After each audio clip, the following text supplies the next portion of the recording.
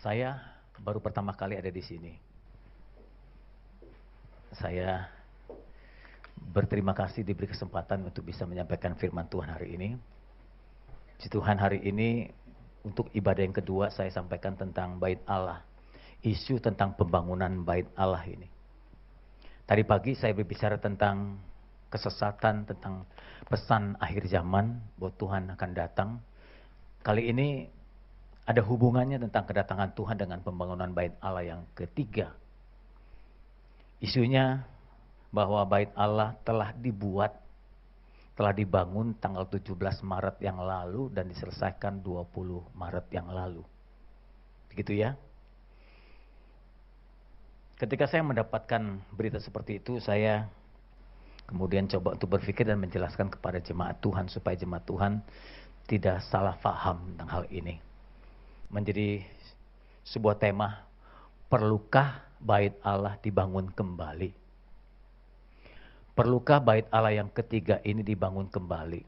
Kebetulan saya sering pergi ke Tanah Suci, ke Yerusalem, dan saya membawa rombongan ke sana. Tiap kali saya pergi ke Temple Institute, saya bertanya kepada guide di sana. Saya bilang, apakah memang Anda masih punya keinginan besar untuk membangun Bait Allah? Mereka berkata rata-rata iya. Lalu saya berkata lagi, sadarkah Anda bahwa kerinduan Anda itu akan memunculkan benturan dengan orang yang beragama lain? Karena di situ kan sudah dibangun masjid, bukan lagi Bait Allah. Dia bilang, ya kami sadar. Dengan pembangunan Bait Allah, Anda akan memunculkan perang. Dan memang perkiraan saya begitu. Kalau sampai terjadi hal itu, akan memicu gesekan di antara dua agama besar ini. Islam dan Yahudi. Termasuk Kristen. Kalau karikatur saja nabinya sudah dibuat begitu rupa, lalu muncul orang-orang yang bertindak ekstrim. Apalagi kalau nanti Bait Allah akan dibangun kembali. Dan kalau itu sampai terjadi, bagi saya perang dunia ketiga akan muncul dari situ. Baik. Bait Allah tuh seperti ini. Saya kebetulan beli miniaturnya, Ibu Bapak. Jadi Bait Allah itu dibagi 3 ruangan. Ruangan halaman di depan, ruangan kudus di tengah, ruangan Maha Kudus yang di belakang. Kebetulan ini ruangan Maha Kudus bisa dibuka. Untuk saya bisa dibuka, untuk yang lain nggak bisa. Di belakang itu ada benda-bendanya. Ruang kudus ada kaki dian, ya, ada mesbah. Kemudian ada, kalau ruang Maha Kudus cuma satu, itu tabut perjanjian Tuhan. Tuhan hadir di bagian belakang ini. Ruang Maha Kudus ini. Jemaat Tuhan awam, orang asing hanya bisa berada di ruang halaman. Masuk ke ruangan tengah, ini sudah bagian ruangan kudus, hanya dibolehkan imam-imam yang melayani dan orang-orang Lewi, suku Lewi. Masuk ke belakang hanya boleh 1 imam besar, itu pun setahun sekali. Setahun sekali imam besar akan masuk ke ruangan Maha Kudus. Biasanya Tuhan yang menunjukkan imam itu untuk masuk ke ruang Maha Kudus, mendapat giliran setahun cuma sekali. Untuk masuk ke ruangan belakang, imam besar itu diberi kesempatan untuk membersihkan dirinya supaya kelak ketika ia masuk, ya sudah tidak didapatkan kesalahannya lagi. Atau dengan kata lain, masuk ke ruang Maha Kudus harus betul-betul kudus. Sama seperti Tuhan ya. Nah, kesempatan itu dipakai oleh imam besar untuk mengoreksi diri setiap hari. Sampai, biasanya begitu ya, sampai hari-hari mendekati hari haknya, biasanya, kalau nggak salah 40 hari kalau nggak salah ya, hari ke-38, 39, imam besar ini nggak tidur. Imam besar ini nggak tidur, dia terus berjaga-jaga begitu rupa. Khawatir kalau dia tidur, dia bermimpi salah, bermimpi jorok, bermimpi kotor, dia nggak bisa lagi menghadap Tuhan. Kalau dia mendapatkan kesalahan, dia akan mati di ruangan Maha Kudus. Untuk itu, imam besar, kaki yang kanannya biasanya diberikan keliningan. Supaya imam-imam yang berada di ruang Maha Kudus tahu kalau imam besar itu masih hidup atau tidak. Dengan cara mendengar keliningan. Karena tiap-tiap ruangan itu ditutup oleh tirai yang tebal, menutup ruangan demi ruangan. Dan kemudian imam besar itu kaki kirinya diberikan tali. Tali itu 2 warna, satu berwarna putih, satu berwarna merah. Jika kedapatan imam besar itu meninggal, biasanya tari merah yang keluar bernyala. Jadi imam-imam di ruangan tengah tahu bahwa imam besarnya telah meninggal dunia. Kalau dia berkenan kepada Tuhan, maka tali yang putih yang menyala. Kalau sampai didapatkan imam besar itu mati kedapatan salah, tidak bersih mengoreksi diri, maka imam-imam yang di ruangan tengah itu menarik jasad atau mayat dari imam besar itu dari ruangan kudusnya. Sebab tidak boleh orang masuk ke dalam tanpa menguduskan diri. Kesimpulan kita adalah betapa sulitnya menemui Tuhan di perjanjian lama. Di mana saya berdiri sekarang ini, dulu itu ruangan Maha Kudus. Ditutupi. Sekarang tidak lagi. Semua dibuka begitu rupa dan kita nggak ada perbedaan, ya, nggak ada pemisahan antara pendeta dengan jemaat bisa duduk bersama, perempuan dan lelaki bisa hidup bersama, bisa duduk bersama maksud saya, beribadah dan tanpa disekat-sekat, tidak ada birokrasi seperti itu. Kenapa itu? Nanti akan saya jelaskan. Baik Ibu Bapak. Nah isunya muncul. Bait Allah yang seperti ini akan dibangun kembali. Sesungguhnya bait Allah seperti ini kan sudah 2 kali dihancurkan. Yang pertama dibangun oleh Salomo, dihancurkan oleh Raja Nebukadnezar. Dibangun kembali lagi oleh Herodes, ya. Kemudian dihancurkan oleh Panglima Titus dari Romawi tahun 70. Sampai sekarang tidak pernah ada lagi bait Allah. Ketika penghancuran oleh Jenderal Titus, bangsa Israel diaspora ke berbagai tempat.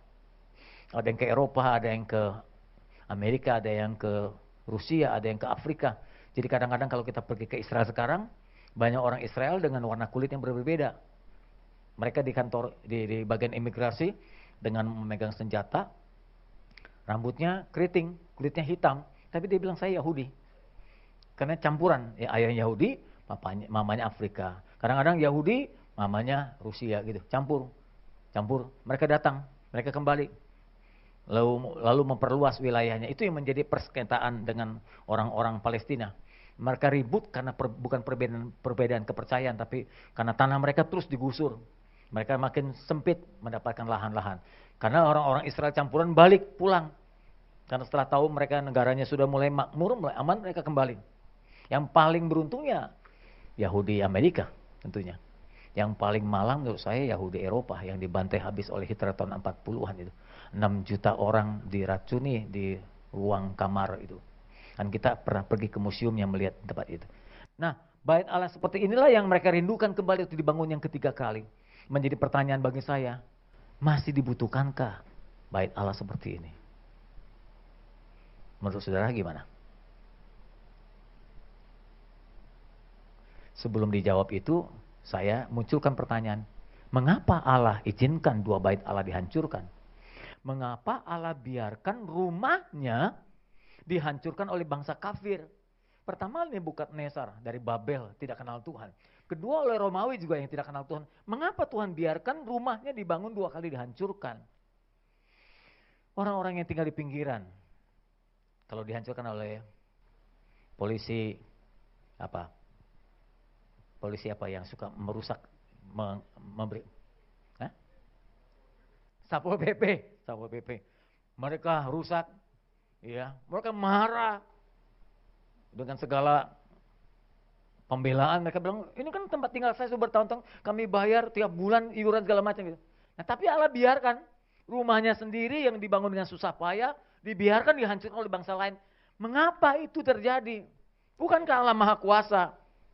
Jadi sebelum menjawab pertanyaan yang kedua tadi, masih diperlukankah pembangunan bait Allah yang kedua? Jawab dulu yang pertama. Mengapa Allah membiarkan bait Allah yang kedua? Dua-duanya dihancurkan oleh bangsa lain. Nah dari jawaban itu kita akan dapat jawaban yang kedua. Baik Ibu Bapak, saya coba jelaskan. Sekali lagi sangat menarik kalau membahas soal pembangunan bait Allah. Karena ini ada hubungan dengan akhir zaman. Kalau saya bicara tentang akhir zaman, salah satu topik pembicaraan adalah bait Allah merupakan, pembangunan bait Allah merupakan salah satu tanda kedatangan Tuhan yang kedua kali. Kan banyak tandanya. Salah satunya ini. Ya, chip yang dimasukkan di tangan, di dahi juga merupakan tanda kedua. Lalu patung Nebukadnezar merupakan tanda yang ketiga tentang kerajaan-kerajaan pemerintahan yang ada di bumi. Itu merupakan semua tanda-tanda. Mari kita mulai bahas tentang bait Allah ini. Saya memberikan judul mengapa Allah mengizinkan 2 baitnya dirobohkan. Masih perlukah bait Allah yang ketiga dibangun kembali? Sekarang tidak ada lagi Bait Allah, yang ada dua masjid. Satu namanya Al-Aqsa. Ini Al-Aqsa yang kubahnya perak Ibu Bapak. Jadi di tanah yang pernah dibangun Bait Allah, dibangun dua masjid. Satu Al-Aqsa, dipercayai Muhammad mendapatkan wahyu di sini, Isra Mi'raj di sini, lalu naik ke surga juga di sini. Jadi ini menjadi tempat suci bagi orang-orang muslim. Kedua, ini masjid Dome of the Rock. Di dalamnya ada kubah, ada batu, ada gunung rock, itu batu, dan tidak dirubuhkan. Saya sempat masuk ke dalam. Di dalamnya dibangun bangunan yang indah, karpet yang tebal, dinding-dinding masih sebagian lapis emas begitu ya. Kubahnya pun dari emas. Ini dipercaya Nabi Ibrahim atau Abraham mempersembahkan anak tunggalnya. Menurut iman kita, orang Yahudi mengatakan Ishak, anak pertama dari Sarah, tapi menurut mereka orang-orang saudara kita yang muslim, Ismail yang dipersembahkan di sini. Dan ini juga tempat suci bagi umat Islam, Yahudi dan Kristen sendiri. Tidak ada Bait Allah di sana. Yang seperti ini sudah tidak ada lagi, yang ada dua rumah ibadah ini. Berita yang masuk bulan Maret kemarin mengatakan bahwa Bait Allah akan dibangun tanggal 17 Maret. Kalau sudah 17 Maret, berarti siap-siap. Antikris akan datang. Sudah itu kemudian terjadi sengsara besar. Sudah itu kan nanti datang Tuhan yang kedua kali di awan-awan menyongsong kita menyambut pengantin dan mempelainya. Kalau memang Bait Allah yang dibangun. Beritanya seperti ini. Ada berita mengatakan bahwa tepat pada pergantian Perdana Menteri Israel, 17 Maret, pembangunan Bait Allah akan dimulai dan akan diselesaikan dalam 3 hari. 3 hari, yaitu persis tanggal 20 Maret, saat bertepatan dengan gerhana matahari. Begitu berita yang saya dapatkan. Saya berharap Ibu Bapak mendapatkan berita yang sama. Lalu buat saya galau. Saya terusik untuk memberikan penjelasan seperti yang saya khotbahkan pada hari ini.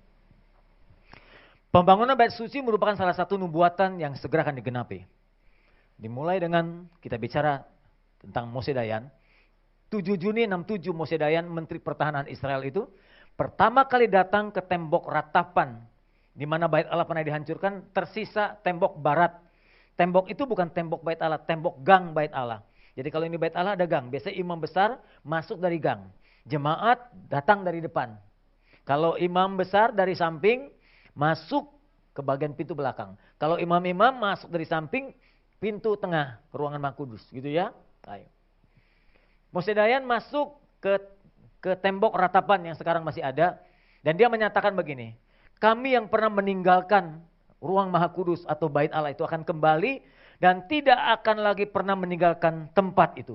Jadi setelah mereka rebut, mereka akan terus menetap di situ dan membangun Bait Suci itu. Rabi kepala tentara Israel juga berkata sama. Dia berkata, dengan suara sangkakala Bait Allah pernah dirobohkan, dengan suara sangkakala Allah juga Bait Allah akan dibangun. Jadi dari dua orang ini kelihatan betapa niat besarnya mereka membangun Bait Allah. Ariel Sharon mengunjungi Bait Suci tahun 2000, tanggal 26 September. Dia ditentang habis oleh orang-orang Muslim karena dianggapnya tempat Bait Suci itu kan tempat suci orang-orang Islam. Kalau diinjak oleh orang Yahudi, mereka marah. Ariel Sharon datang ke situ, terjadilah demo yang hebat, ya. Kemudian, ya, di tempat di mana Ariel Sharon pernah ada, itu tempat di mana masjid tadi yang sudah saya gambarkan, Dome of the Rock dan Al-Aqsa, menjadi kiblat bagi Nabi Muhammad sebelum Nabi Muhammad mengarahkan kiblat ke Mekah Madinah. Seluruh orang Muslim kiblatnya ke Masjid Al-Aqsa, mengarah ke Yerusalem itu. Jadi kalau mereka sembahyang mengarahnya ke sana. Dipindahkan oleh Muhammad ke Mekah Madinah. Dan sekarang menjadi pertanyaan, mungkinkah orang Yahudi membangun Bait Allah di tempat yang sama? Jadi untuk itu dicari dulu tempatnya. Di mana sesungguhnya Bait Allah dulu pernah dibangun? Ini tempat Bait Allah dibangun. Seluas ini. Sekarang yang ada sebagai gantinya adalah dua masjid berhadap-hadapan.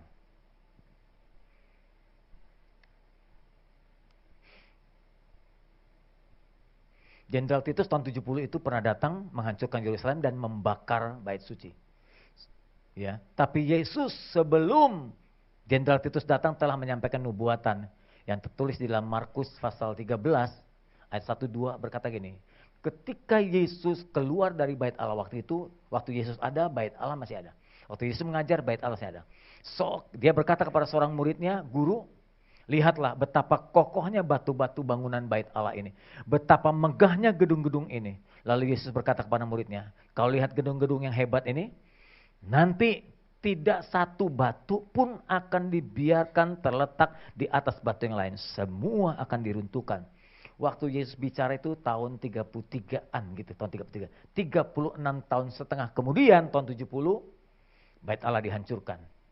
Jenderal Titus datang, menghancurkan Yerusalem. Titus sebetulnya melarang murid-murid dan prajuritnya untuk menghancurkan tempat suci. Jadi memang biasa dalam peperangan, rumah suci tidak boleh. Masjid, wihara, ya, gereja, ya, tempel itu nggak boleh diganggu mestinya. Tapi karena prajurit Romawi melihat ke dalam bait Allah banyak dilapis emas dan benda-benda perabotan emas, mereka jarah. Ingat nubuatan Yesus, tidak satu batu pun berdiri di atas batu yang lain. Tuhan kalau nubuat nggak pernah salah. Kalau pendeta nubuat bisa salah. Itu namanya nubuat. Kalau Yesus nubuat. Itu bedanya antara Yesus dengan kita. Yesus berkata tidak ada satu batu berdiri di atas batu yang lain. Bagaimana mungkin bisa terjadi?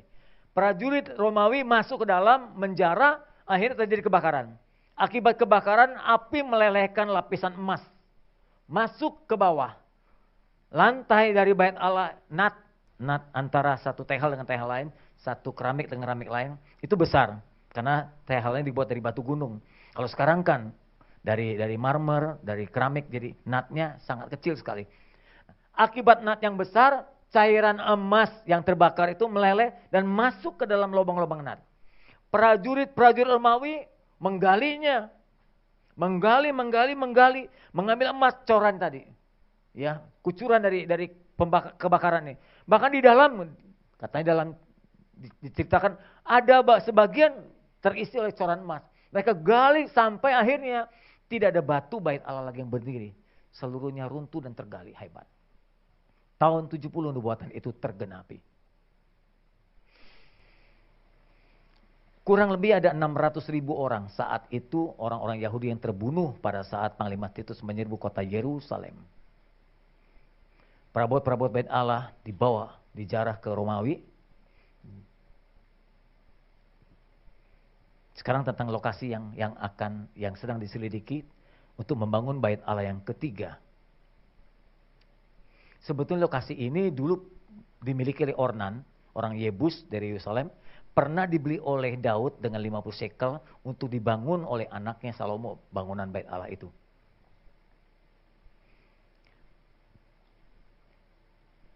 Dan ternyata Rabi Moses mengatakan, ya, bait Allah yang kedua itu dibangun oleh Herodes itu tidak dibangun di atas lokasi Dome of the Rock.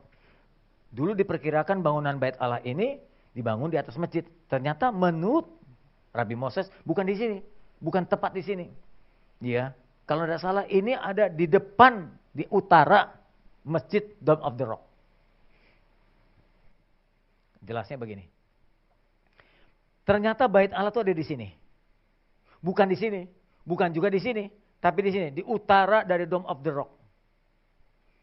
Jadi kalau begitu kesimpulannya, kalau bait Allah jadi dibangun, tidak perlu menghancurkan masjid yang ada. Cukup dibangun di sini. Jadi masjid dan bait Allah bisa berada berdampingan. Kalau dibangun seperti ini jadinya. Ini masjid, Dome of the Rock. Abraham mempersembahkan anaknya, ini bait Allah yang ketiga dibangun. Jadi berdampingan.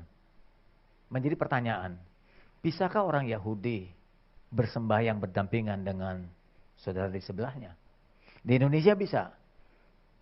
Istiqlal dengan katedral bisa. Di Priuk antara gereja dengan masjid berdampingan bisa.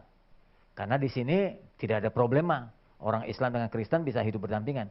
Tapi di sini orang Palestina dengan Yahudi menjadi musuh bebuyutan sejak dulu. Saya pernah satu kali masuk ke perjalanan ini, ketika saya keluar, dan ini berbarengan.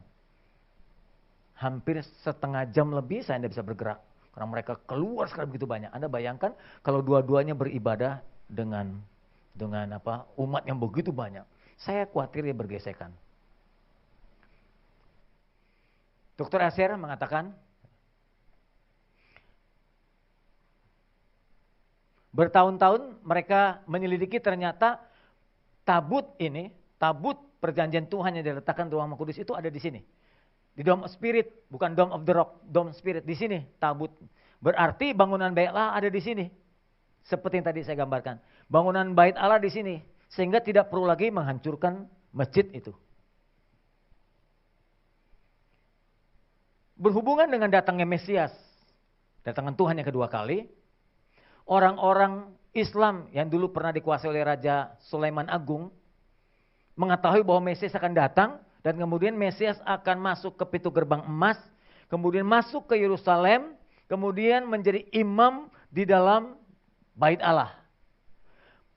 Bait Allah tidak ada, sebab itu orang-orang Yahudi berkewajiban membangun bait Allah, supaya nanti kalau Mesias datang untuk kedua kalinya, bait Allah telah tersedia. Dan dia menjadi imam besar selama-lamanya bagi orang-orang Yahudi. Raja Sulaiman tahu berita ini. Lalu waktu dia menguasai gerbang ini, dia tutup. Gerbang itu ditutup, ya seperti yang digambarkan tadi.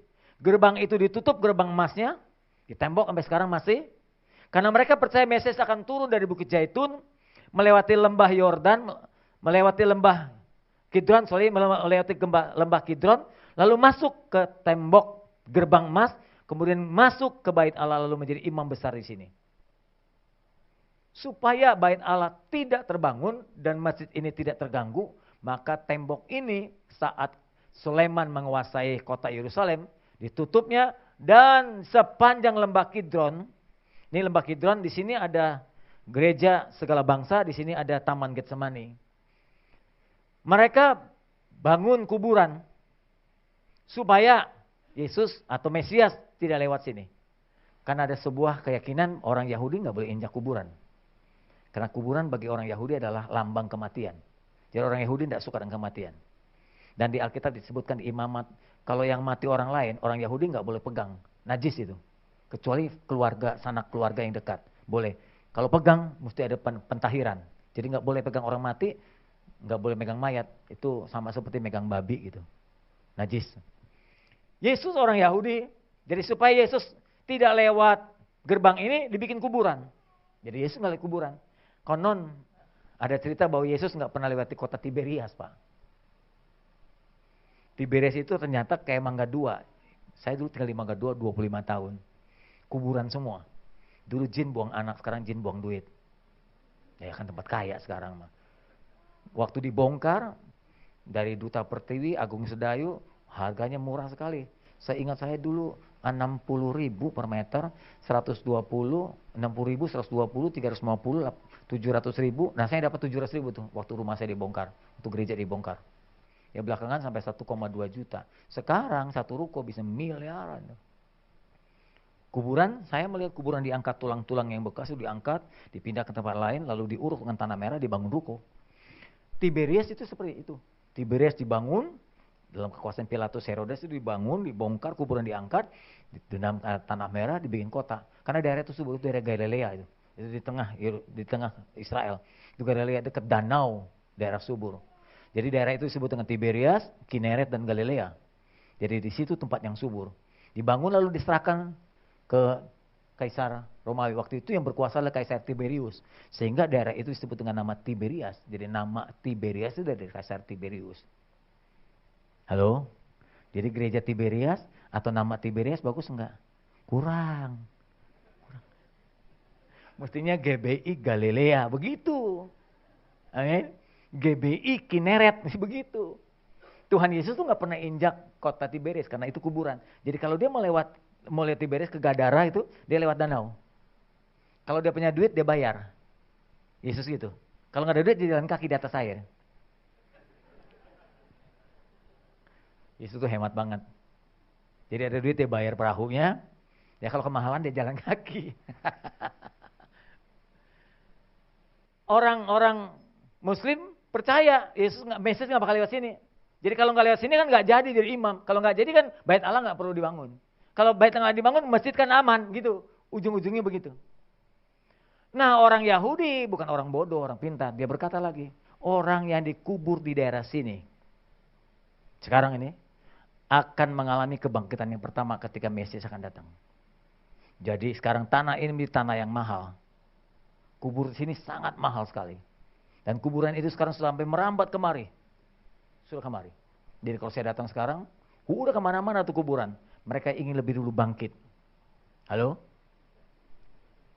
Kalau menurut saya, orang yang dibangkitkan, diangkat lebih dulu itu yang dikubur bukan dengan tiduran. Di Amerika tuh kebanyakan yang tidur, yang dikubur dengan berdiri. Karena kalau dibangkitkan dan dalam keadaan tidur, kelamaan, ketinggalan. Kan kalau dibangkitkan, dia mesti bangun dulu, cuci muka, sikat gigi, ketinggalan. Kalau yang dibangkitkan berdiri kan langsung jos begitu. Orang Yahudi berkata, saya akan lebih dulu kalau dikuburkan di sini. Nah itu tentang cerita. Mesias akan datang menurut mereka. Karena mereka punya kerinduan membangun bait Allah, mereka sedang mempersiapkan sekarang perabot-perabotnya. Dan kebetulan saya sudah melihat duplikatnya. Temple Institute. Pertama tentang imam besarnya. Ini pakaiannya, ini disebut dengan baju efod. Biasanya baju efod itu di depannya, di dadanya ada 12 batu. 3, 4 baris, jadi 12. Menggambarkan 12 suku Israel yang diwakili oleh imam besar untuk masuk ke Rumah Kudus. Di tangan kanan kemenyan, tangan kiri itu yang dibawa darah domba jantan. Dan mereka sudah mencari, mereka telah memuridkan keturunan Harun, turunan imam besar. Keturunan yang punya genetik imam-imam. Dan mereka menyatakannya sebagai kohanim, yaitu mereka yang memiliki genetik imam. Dan kalau mereka sudah temukan, mereka masukkan ke dalam sekolah namanya Yeshiva, sekolah agama mereka bagaimana melayani di bait Allah. Itu persiapan mereka. Dan mereka mencari dari Israel yang kembali. Kebanyakan Israel yang kembali itu sudah kawin campur. 60% sampai 70% kawin campur. Maka itu dicari yang asli, yang masih utuh kawin Israel dengan Israel, Yahudi dengan Yahudi. Dan dicari keturunan dari imam besarnya, Imam Harun. Dan ini sekolahannya. Ini sekolahan, mereka dilatih bagaimana melayani di bait Allah itu. Sementara perkakas yang dipersiapkan untuk membangun bait Allah, ada kurang lebih 103 jenis perkakas bait Allah, ya, dipersiapkan. Salah satu perkakas bait Allah tadi, ya, kaki dian atau menorah. Kemudian persiapan batu pertama diletakkan untuk pembangunan bait Allah sudah diarak tahun 2005. Ya, 2 batu ini sebagai gambaran peletakan batu pertama. Kemudian kecapi, susah sekali menggunakan alat ini dan itu dibutuhkan separuh dari pemain musik. Jadi setengah dari 19.000 orang akan memainkan alat musik ini karena lagu-lagu Israel itu nggak seperti lagu di sini. Jadi lagu-lagu Israel agak susah digunakan, diiringi dengan alat-alat musik seperti ini, harus diiringi dengan alat kecapi ini. Dan lembu merah ini merupakan korban yang ke-10. Jadi bukan cuma kata orang, ini kalau toh nanti dilakukan maka ini akan dikorbankan yang ke-10. Biasanya digunakan dalam Ibrani 19 ayat 10, 1-10. Lembu merah itu dipotong, disembelih, kemudian dibakar, tulang yang tersisa digerus, dihancurkan. Dan itu digunakan untuk disiramkan ke tanah di mana bait Allah akan dibangun, 1. Kedua, dicampurkan air untuk menyucikan perabot-perabot bait Allah untuk ditahirkan, disucikan. Demikian juga dituangkan ke imam-imam yang melayani Tuhan supaya ditahirkan dan disucikan. Itu gunanya tulang dari lembu merah itu. Dan ini pertenakannya mereka coba mencari, mereka coba mengusahakan untuk mendapatkan lembu merah. Ini pernah ditemukan, bayi lembu merah.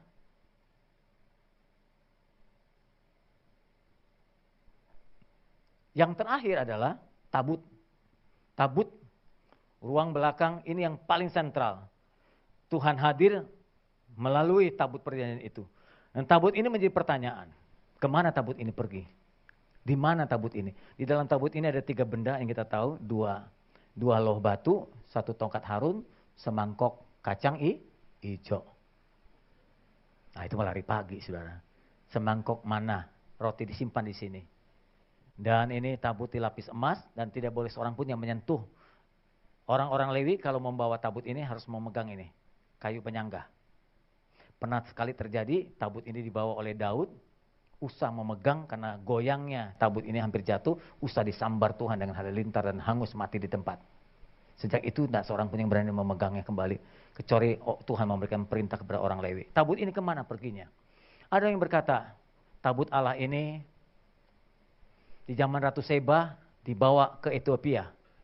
Waktu Seba datang mengunjungi Salomo, jadi terdengar berita bahwa Salomo begitu mengagumkan, tampan, pinter. Lalu Seba buka YouTube, ternyata betul. Salomo bukan cuma kata orang, jadi waktu dia datang ke Yerusalem, apa yang diberitakan, yang dia lihat jauh lebih hebat daripada yang diberitakan orang lain. Ya, Ratu Seba datang, bahkan membiarkan dirinya, meminta diri menjadi istri dari Salomo. Kemudian tabut itu dikembalikan lagi ke Israel, begitu beritanya. Dan kemudian ada yang mengatakan tabut itu sempat dibawa, disembunyikan di bawah Bukit Tengkorak. Untuk menggenapi supaya darah Yesus dikucurkan untuk membasahi tabut perjanjian.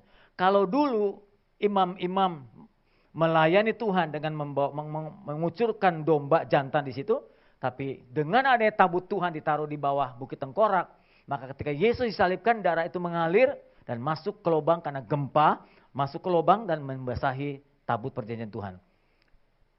Dari alasan pertama, kedua, dan ketiga, saya tolak. Saya punya alasan tersendiri, yaitu yang keempat. Terakhir 3 tahun lalu saya pergi ke Israel. Sementara ini saya belum pergi karena ISIS. Karena apa saudara? Krisis. ISIS. Dani, guide kita berkata, dia bilang, Sam, saya percaya Bait Allah masih ada di situ. Dia tunjukkan ada satu tembok, seperti pintu kecil begitu. Dia bilang, kalau Anda masuk ke tembok ratapan, sebelah kiri ada Western Tunnel. Dia masuk ke terowongan, diajak saya lurus ke tengah. Saya yakin masih di sini. Waktu Panglima Titus datang menggempur Yerusalem dan menghancurkan Bait Allah, kemungkinan besar tabut itu teruruk, tertimbun oleh bangunan dan tidak ditemukan oleh prajurit Titus. Dan masih tertimbun hingga sekarang. Dan seorang pun yang berani memegangnya. Jadi saya yakin tabut itu masih ada di Yerusalem. Dalam Bait Allah yang tertimbun di tahun 70 itu. Saya lebih percaya ini. Ini lebih masuk akal dibanding alasan yang di atas. Bagian kedua. Sudah saya jelaskan sejarahnya. Sekarang menjadi pertanyaan. Perlu nggak sih Bait Allah dibangun? Jawabannya ini dulu mesti ditanya. Harus dijawab. Pertanyaan ini mesti dijawab. Mengapa? Kalau mau dibangun Bait Allah ketiga, mengapa Allah biarkan bangunan 2 kali dibangun dirobohkan? Jawabannya ini. Menurut saya Bait Allah itu banyak kelemahan. Makanya Allah izinkan dirobohkan. Maaf kalau boleh saya katakan dengan bahasa saya, Allah tidak terlalu suka dengan Bait Allahnya. Allah lebih suka dengan kemah Musa di padang gurun. Lebih sederhana. Lebih mudah menemui umatnya dibanding Bait Allah di Yerusalem. Kelemahan Bait Allah. Yang pertama, Bait Allah yang ada itu membentuk diskriminasi gender.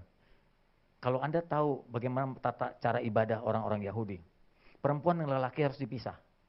Sampai sekarang pun kalau kita ke tembok ratapan, perempuan sebelah kanan, laki sebelah kiri. Dan kalau yang laki-laki sudah menyucikan, membersihkan tangan, muka, segala macam, karena orang Muslim itu belajar dari orang Yahudi, mengambil air wudhu, itu tersenggol wanita, mereka merasa najis. Mereka harus kembali lagi, masuk ke dalam, membersihkan dirinya. Nah, maka itu mereka pisah. Dianggapnya wanita tidak layak buat dia. Dipisah. Nah ini kan menurut diskriminasi. Terus diskriminasi yang kedua, imam dengan orang awam. Orang awam gak boleh masuk ke ruangan tengah. Imam boleh masuk ke ruangan tengah. Karena diskriminasi. Adanya pemisahan. Allah tidak suka dengan adanya diskriminasi. Allah gak beda-bedakan. Perempuan lelaki oke. Ada gereja-gereja, maaf ya, ini menurut saya. Ada gereja-gereja tidak membolehkan perempuan memimpin. Istri saya perempuan. Ya iyalah. Saya normal kok. Istri saya perempuan, istri saya memimpin. Memimpin gereja sekarang ketika saya tinggalkan gereja, istri saya memimpin. Kalau itu ada perjamuan saya nggak bisa, dia pimpin perjamuan. Dia mengajar, dia berkhotbah. Kalau ada perkata di dalam surat Paulus kepada orang Korintus, wanita dilarang mengajar, mesti lihat konteksnya, lihat latar belakangnya. Bukan berarti wanita nggak boleh mengajar, wanita nggak boleh memimpin, ada penyebabnya itu. Ya, itu akan diuraikan lebih jauh. Jadi Tuhan menciptakan lelaki dan perempuan kan sejajar. Dikatakan laki-laki dan perempuan itu sepadan. Kata sepadan kan sejajar. Memang Tuhan memberikan hak kepemimpinan kepada laki-laki. Tapi kedudukan mereka, laki dan perempuan di mata Tuhan itu sama. Nah kita orang Tionghoa dan orang Batak suka membedakan lelaki lebih baik daripada perempuan. Menurut Anda, anak lelaki atau perempuan mana lebih baik? Perempuan atau lelaki? Halo Bapak Ibu. Ayo. Orang Batak, orang Cina, mesti lelaki anaknya. Biar marganya nggak kehilangan. Oh, nggak ada marga satwa masih banyak.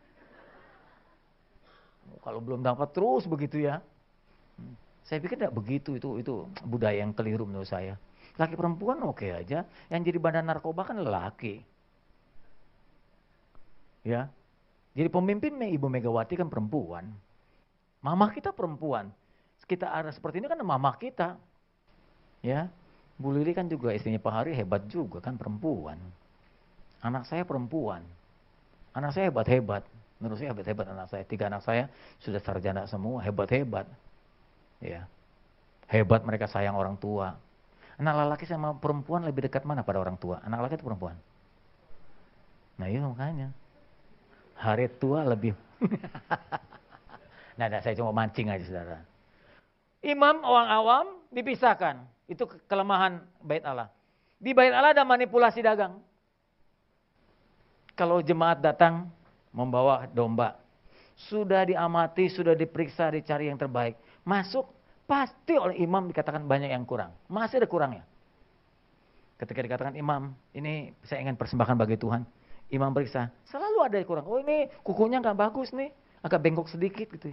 Oh ini nggak bagus, ini ada cacat nih. Ini ada bulunya nggak bagus nih. Supaya jemaat itu menukarkan. Terus kalau begitu gimana Pak Imam? Ini ada domba yang sudah kami siapkan dicap. Ganti, yuk tambah uang. Jadi imam-imam itu mencari uang dengan cara tadi. Uang-uang yang mau dipersembahkan ke bait Allah. Dilihat, wah ini uangnya kotor nih. Ini pernah ke meja judi ya. Nggak layak nih. Tukar sama uang yang disiapkan. Tukar tambah lagi. Jadi imam-imam banyak mengambil keuntungan dari persembahan jemaat.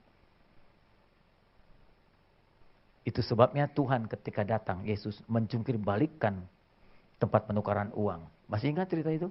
Tuhan hancurkan. Karena nggak berkenan, Tuhan bilang, jangan jadikan rumahku penyamun dan penjahat. Persembahkan ke bait Allah. Dilihat, wah ini uangnya kotor nih. Ini pernah ke meja judi ya. Nggak layak nih. Tukar sama uang yang disiapkan. Tukar tambah lagi. Jadi imam-imam banyak mengambil keuntungan dari persembahan jemaat. Itu sebabnya Tuhan ketika datang, Yesus mencungkir balikkan tempat penukaran uang. Masih ingat cerita itu? Tuhan hancurkan. Karena nggak berkenan, Tuhan bilang, jangan jadikan rumahku penyamun dan penjahat. Saya nggak bilang kalau hati bersih, lo pakai tangan kotor juga nggak apa-apa. Bukan begitu. Biasanya kalau hati bersih, luar juga bersih kan? Banyak ritual.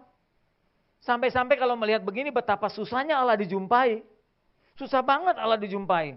Imam, orang-orang awam nggak bisa menemui Tuhan. Persyaratannya begitu dalam, begitu susah. Imam saja mesti 40 hari memeriksa dirinya. Salah dikit mati.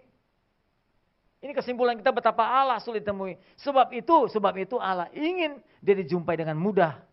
Gimana caranya? Yesuslah jalannya. Ya, Yesus jalannya. Menurut saya bait Allah nggak diperlukan lagi. Yesus telah menghancurkan bait Allah.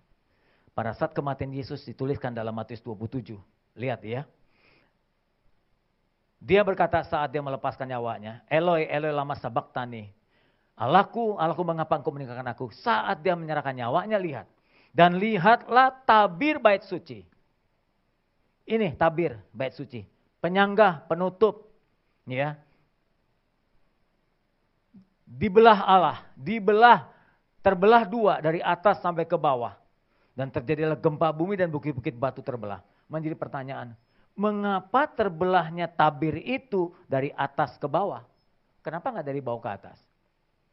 Lihat kalimatnya, mengapa tabir itu terbelah dari atas ke bawah? Bapak Ibu, kenapa? Kenapa dari atas ke bawah? Karena bukan dari bawah ke atas. Karena kalau terbelah dari bawah ke atas, mungkin ada orang yang melakukannya. Tapi kalau dari atas ke bawah, pasti Tuhan yang melakukannya. Terlalu tinggi orang merobek dari atas. Satu, kedua, saat itu gempa, nggak ada orang sempat untuk merobek tabir itu. Berarti Allah yang mengizinkan, Allah yang melakukan pembelahan itu. Allah yang menghancurkan birokrasi itu. Allah yang membuka jalan. Ibrani mengatakan kematian Yesus telah membuka jalan baru bagi kita supaya kita bisa menemui Dia. Jadi dengan mati Yesus terjadi gempa, orang dari halaman langsung bisa melihat Allah di Roh Maha Kudus. Tidak lagi mati. Dulu melihat tabut atau masuk ke Roh Maha Kudus, melihat saja langsung bisa mati. Apalagi menyentuh. Tapi dengan kematian Tuhan dia membuka jalan baru. Sehingga orang dari halaman langsung melihat ke Roh Maha Kudus. Sehingga gereja seperti sekarang ini. Dari halaman belakang bisa langsung melihat panggung di depan. Kita tidak ada pemisah, semua sama di mata Tuhan. Memang begitu awalnya. Sebab itu Allah mengizinkan bait ini dihancurkan. Ketika Yesus mati, bait Allah roboh. Dirobek oleh Tuhan. Imam besar, imam-imam semua kaget karena ini terjadi.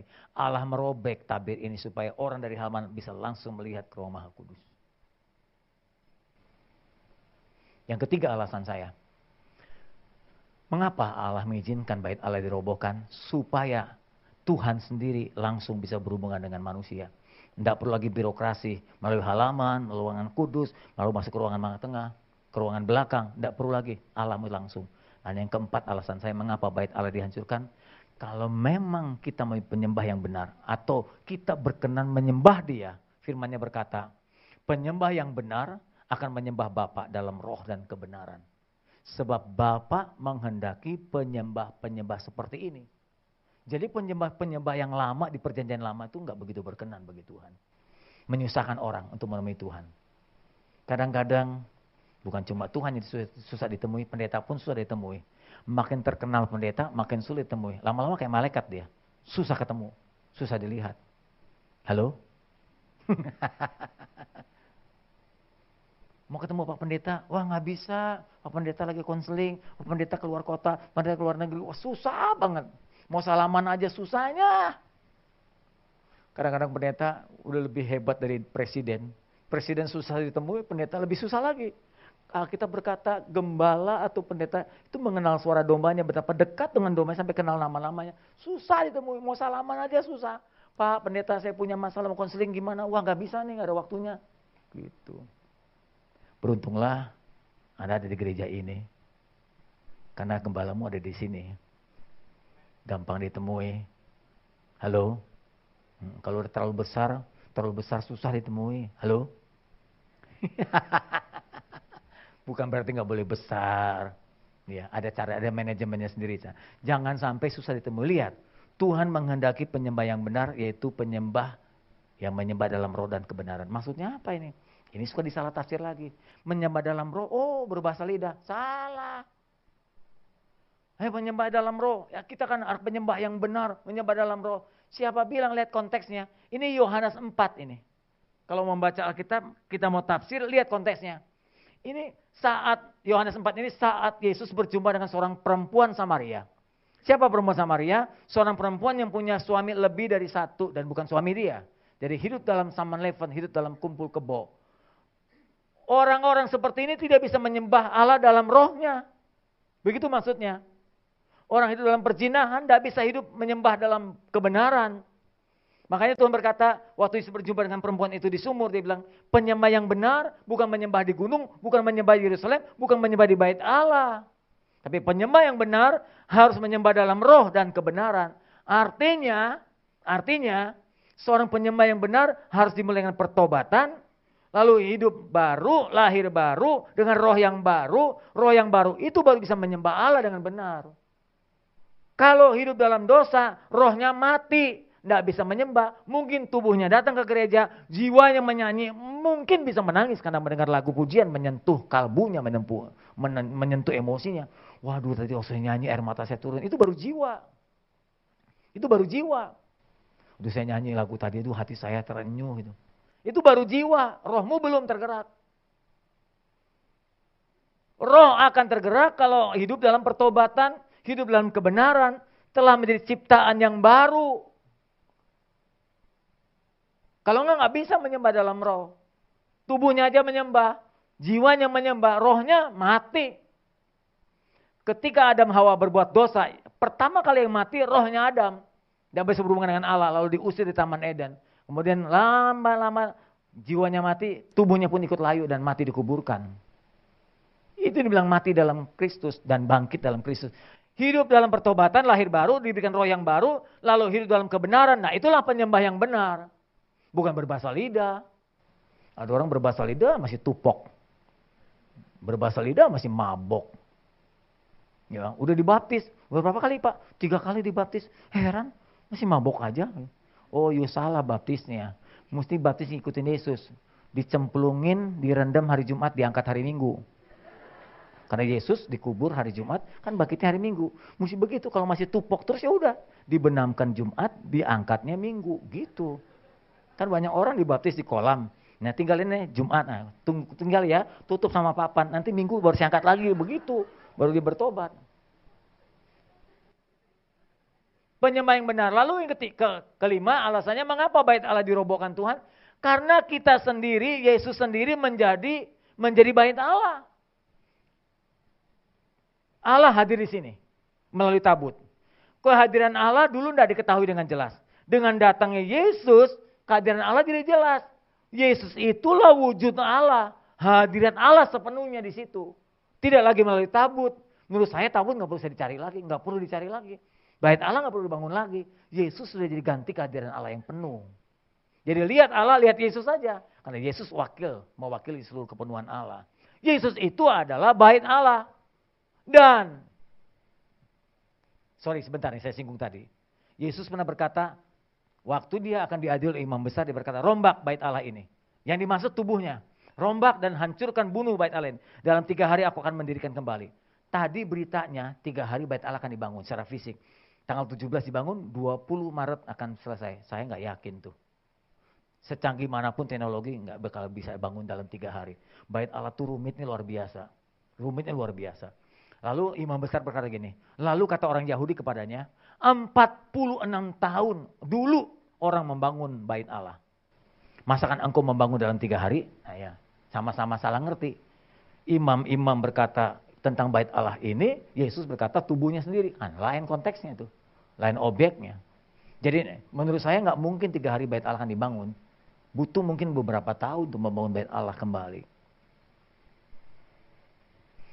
Yang terakhir alasan saya, mengapa bait Allah mesti dirobohkan? Karena kita sendiri adalah bait Allah.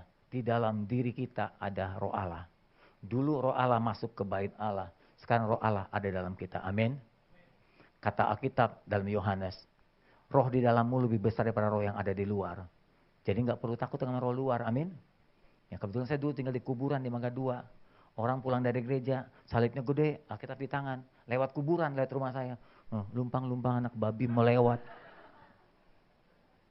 Kebetulan saya dengar, saya kan di belakangnya. Saya bilang, kenapa mesti permisi? Bilang diri anak babi. Nah, kalau lu anak babi, yang di atas siapa? Kamu ngakui anak Allah, lalu kamu ngaku sekarang anak babi, lalu di atas siapa? Menghina banget kan begitu. Salib gede, Alkitab di tangan, ngomong anak babi mau lewat. Katanya roh Tuhan dalam kita lebih besar. Tapi lewat tempat begitu ketakutan. Tubuh kita bait Allah. Tidak tahukah kamu bahwa tubuhmu bait yang kudus, di dalammu roh kudus yang kamu peroleh dari Allah. Bahwa kamu bukan milikmu sendiri sebab kamu telah dibeli dengan harga yang mahal. Karena itu muliakan dengan tubuhmu. Perlukah bangun bait Allah? Terakhir. Swear terakhir. Perlu. Sebentar. Menurut ayah perlu nggak? Menurut saudara? Regu A. Ibu perlu nggak, Bu? Udah saya uraikan tadi, perlu nggak? Perlu nggak, Pak? Nggak perlu ya. Orang Yahudi dengar marah dia, Pak. Bapak Ibu ini belakang, perlu nggak bait Allah dibangun? Serius nih? Kalau gitu kita ngomong sama orang Yahudi nanti. Lihat alasan saya. Secara teologis, bait Allah nggak perlu lagi dibangun. Nggak ada gunanya. Nggak ada gunanya. Karena Tuhan Yesus sudah menjadi bait Allah itu sendiri. Satu, secara teologis. Hadirat Allah di ruang Maha Kudus sudah diganti dengan hadirat Yesus. Jadi nggak perlu bait Allah. Setuju? Baik. Tapi jangan lupa, orang Yahudi, orang Israel itu nggak percaya Yesus. Nggak percaya Yesus. Justru yang menyalibkan Yesus itu orang Yahudi. Halo? Kedua orang Yahudi hidup dalam perjanjian lama, memegang Taurat Tuhan, dia nggak pegang Injil Tuhan. Jadi kalau dalam Alkitab kita ini, mereka cuma separuh meyakininya. Yang belakang itu mereka nggak mau terima. Sama seperti orang Muslim, pegang Taurat dan Zabur saja, yang tambah sunnah. Tapi perjanjian baru mereka nggak mau akui. Orang Yahudi seperti itu. Jadi jangan heran kalau karena mereka hidup dalam perjanjian lama, mereka masih membutuhkan bait Allah. Jadi kemungkinan besar bait Allah tetap dibangun. Bait Allah kan dibangun. Jika Israel tetap membangun bait Allah, saya yakinkan bahwa kemuliaan Tuhan tidak pernah ada lagi di situ. Dulu bait Allah ada, waktu Musa di padang gurun, pakai tenda, kemah. Ini dari ruang Maha Kudus keluar asap kemuliaan. Keluar asap kemuliaan. Itu hadirat Allah. Di dalam kota Yerusalem pun kemuliaan Tuhan keluar. Tapi kalau nanti dipaksa mereka membangun bait Allah, kemuliaan seperti ini udah hilang. Sudah nggak di situ lagi. Mungkin mereka bangun fisik aja. Mereka bikin ibadah secara ritual saja, tapi udah nggak ada isinya. Nggak ada bobotnya, nggak ada kehadiran, nggak ada kuasa, dan nggak ada kemuliaan Tuhan. Sebab itu orang Yahudi pun perlu bertobat. Perlu mempercayai Yesus sebagai juru selamat. Berapa persen? Setahu saya hanya mendengar 2-5% orang Yahudi percaya Yesus. Yang Mesianik, sisanya justru orang Palestina. Palestina itu sampai 15% loh yang percaya Yesus. Kalau Anda ke Mesir, itu 25% Katolik Koptik mereka percaya Yesus. Justru yang kita bilang orang Arab lebih percaya Yesus daripada orang Yahudi. Begitu, kasihan kan? Jadi orang-orang Israel perlu didoakan juga. Herannya maaf. Oh, gereja-gereja sekarang banyak niru Israel. Sampai ini aja nih, tentang akhir zaman. Tahun Yobel jadikan pegangan. Kita mana ada tahun Yobel? Kita kemerdekaan Indonesia 17 Agustus, bukan 28 September. Itu ulang tahun saya, saudara. Dijadikan 23 September katanya hari pendamaian. 28 September akan datang tahun Yobel kedatangan Tuhan. Dikait-kaitkan. Tahun Yobel kan hubungan dengan perbudakan. Di Indonesia nggak ada perbudakan, Ibu Bapak. Ada pembebasan dari penjajahan yang dimerdekakan tahun 17 Agustus 45 kan begitu. Seringkali kita menggunakan budaya yang nggak cocok dengan budaya kita. Maaf ya, seringkali begitu gereja niru-niru supaya kelihatannya mungkin lebih rohani padahal tentu betul. Ya, seperti sunat, apalagi perbudakan, ya macam-macam. Maka kita nggak perlu ikut itu. Kita ikuti yang sudah digenapi dalam perjanjian baru. Walaupun kita tidak meninggalkan perjanjian lama. Yang sudah digenapi itu yang kita pegang. Kadang-kadang orang meniru Israel. Apa yang kita tiru Israel? Israel itu bandel. Itu.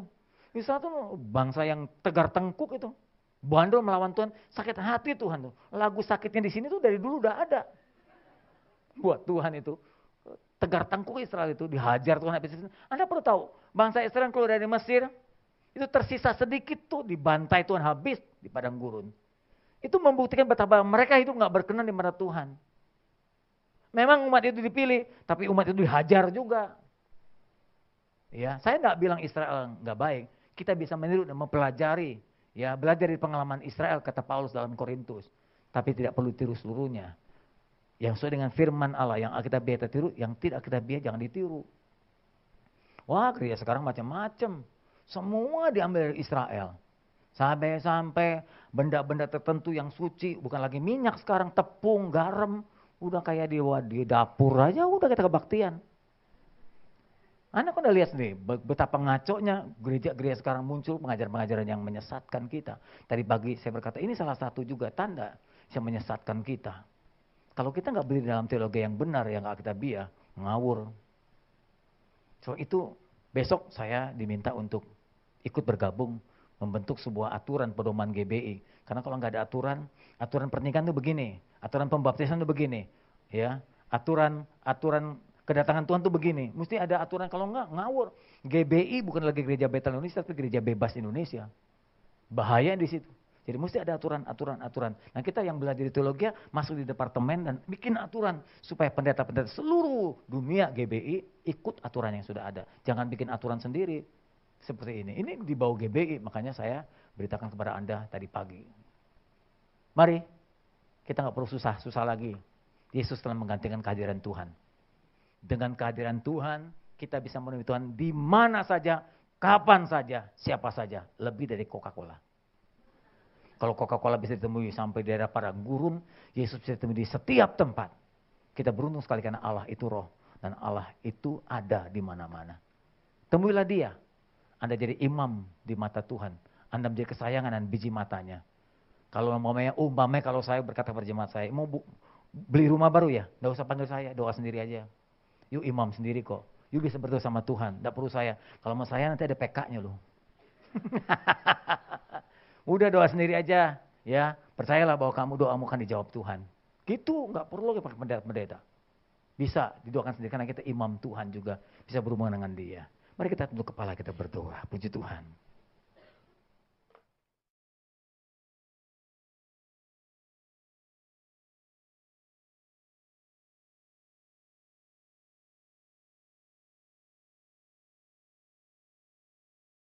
Membawa tabut ini harus memegang ini, kayu penyangga. Pernah sekali terjadi, tabut ini dibawa oleh Daud, Usa memegang karena goyangnya tabut ini hampir jatuh, Usa disambar Tuhan dengan halilintar dan hangus mati di tempat. Sejak itu tidak seorang pun yang berani memegangnya kembali, kecuali Tuhan memberikan perintah kepada orang Lewi. Tabut ini kemana perginya? Ada yang berkata, tabut Allah ini di zaman Ratu Seba dibawa ke Ethiopia. Waktu Seba datang mengunjungi Salomo, jadi terdengar berita bahwa Salomo begitu mengagumkan, tampan, pinter. Lalu Seba buka YouTube, ternyata betul. Salomo bukan cuma kata orang, jadi waktu dia datang ke Yerusalem, apa yang diberitakan, yang dia lihat jauh lebih hebat daripada yang diberitakan orang lain. Ya, Ratu Seba datang, bahkan membiarkan dirinya, meminta diri menjadi istri dari Salomo. Kemudian tabut itu dikembalikan lagi ke Israel, begitu beritanya. Dan kemudian ada yang mengatakan tabut itu sempat dibawa, disembunyikan di bawah Bukit Tengkorak. Untuk menggenapi supaya darah Yesus dikucurkan untuk membasahi tabut perjanjian. Kalau dulu imam-imam melayani Tuhan dengan mengucurkan domba jantan di situ, tapi dengan adanya tabut Tuhan ditaruh di bawah Bukit Tengkorak, maka ketika Yesus disalibkan, darah itu mengalir dan masuk ke lubang karena gempa, masuk ke lubang dan membasahi tabut perjanjian Tuhan. Dari alasan pertama, kedua, dan ketiga, saya tolak. Saya punya alasan tersendiri, yaitu yang keempat. Terakhir 3 tahun lalu saya pergi ke Israel. Sementara ini saya belum pergi karena ISIS. Karena apa, saudara? Krisis. ISIS. Dani, guide kita berkata, dia bilang, Sam, saya percaya Bait Allah masih ada di situ. Dia tunjukkan ada satu tembok, seperti pintu kecil begitu. Dia bilang, kalau Anda masuk ke tembok ratapan, sebelah kiri ada Western Tunnel. Saya masuk terowongan, diajak saya lurus ke tengah. Saya yakin masih di sini. Waktu Panglima Titus datang menggempur Yerusalem dan menghancurkan Bait Allah, kemungkinan besar tabut itu teruruk, tertimbun oleh bangunan dan tidak ditemukan oleh prajurit Titus.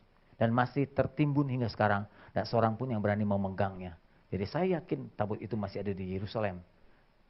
Dalam Bait Allah yang tertimbun di tahun 70 itu.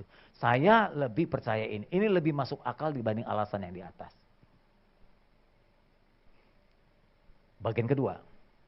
Sudah saya jelaskan sejarahnya. Sekarang menjadi pertanyaan. Perlu nggak sih Bait Allah dibangun? Jawabannya ini dulu mesti ditanya. Harus dijawab. Pertanyaan ini mesti dijawab. Mengapa? Kalau mau dibangun Bait Allah ketiga, mengapa Allah biarkan bangunan 2 kali dibangun dirobohkan? Jawabannya ini. Menurut saya Bait Allah itu banyak kelemahan. Makanya Allah izinkan dirobohkan. Maaf kalau boleh saya katakan dengan bahasa saya, Allah tidak terlalu suka dengan Bait Allahnya. Allah lebih suka dengan kemah Musa di padang gurun. Lebih sederhana. lebih mudah menemui umatnya dibanding bait Allah di Yerusalem. Kelemahan bait Allah. Yang pertama, bait Allah yang ada itu membentuk diskriminasi gender. Kalau Anda tahu bagaimana tata cara ibadah orang-orang Yahudi, perempuan dan lelaki harus dipisah. Sampai sekarang pun kalau kita ke tembok ratapan, perempuan sebelah kanan, laki sebelah kiri. Dan kalau yang laki-laki sudah menyucikan, membersihkan tangan, muka, dan segala macam, karena orang Muslim itu belajar dari orang Yahudi, mengambil air wudhu, itu tersenggol wanita, mereka merasa najis. Mereka harus kembali lagi, masuk ke dalam, membersihkan dirinya. Nah maka itu mereka pisah. Dianggapnya wanita tidak layak buat dia. Dipisah. Nah ini kan menurut diskriminasi. Terus diskriminasi yang kedua, imam dengan orang awam. Orang awam gak boleh masuk ke ruangan tengah. Imam boleh masuk ke ruangan tengah. Karena diskriminasi. Adanya pemisahan. Allah tidak suka dengan adanya diskriminasi. Allah gak beda-bedakan. Perempuan lelaki oke. Ada gereja-gereja, maaf ya, ini menurut saya. Ada gereja-gereja tidak membolehkan perempuan memimpin. Istri saya perempuan. Ya iyalah. Saya normal kok. Istri saya perempuan, istri saya memimpin. Memimpin gereja, sekarang ketika saya tinggalkan gereja, istri saya memimpin. Kalau itu ada perjamuan, saya nggak bisa, dia pimpin perjamuan. Dia mengajar, dia berkhotbah. Kalau ada perkata di dalam surat Paulus kepada orang Korintus, wanita dilarang mengajar, mesti lihat konteksnya, lihat latar belakangnya. Bukan berarti wanita nggak boleh mengajar, wanita nggak boleh memimpin, ada penyebabnya itu. Ya, itu akan diuraikan lebih jauh. Jadi Tuhan menciptakan lelaki dan perempuan kan sejajar. Dikatakan laki-laki dan perempuan itu sepadan. Kata sepadan kan sejajar.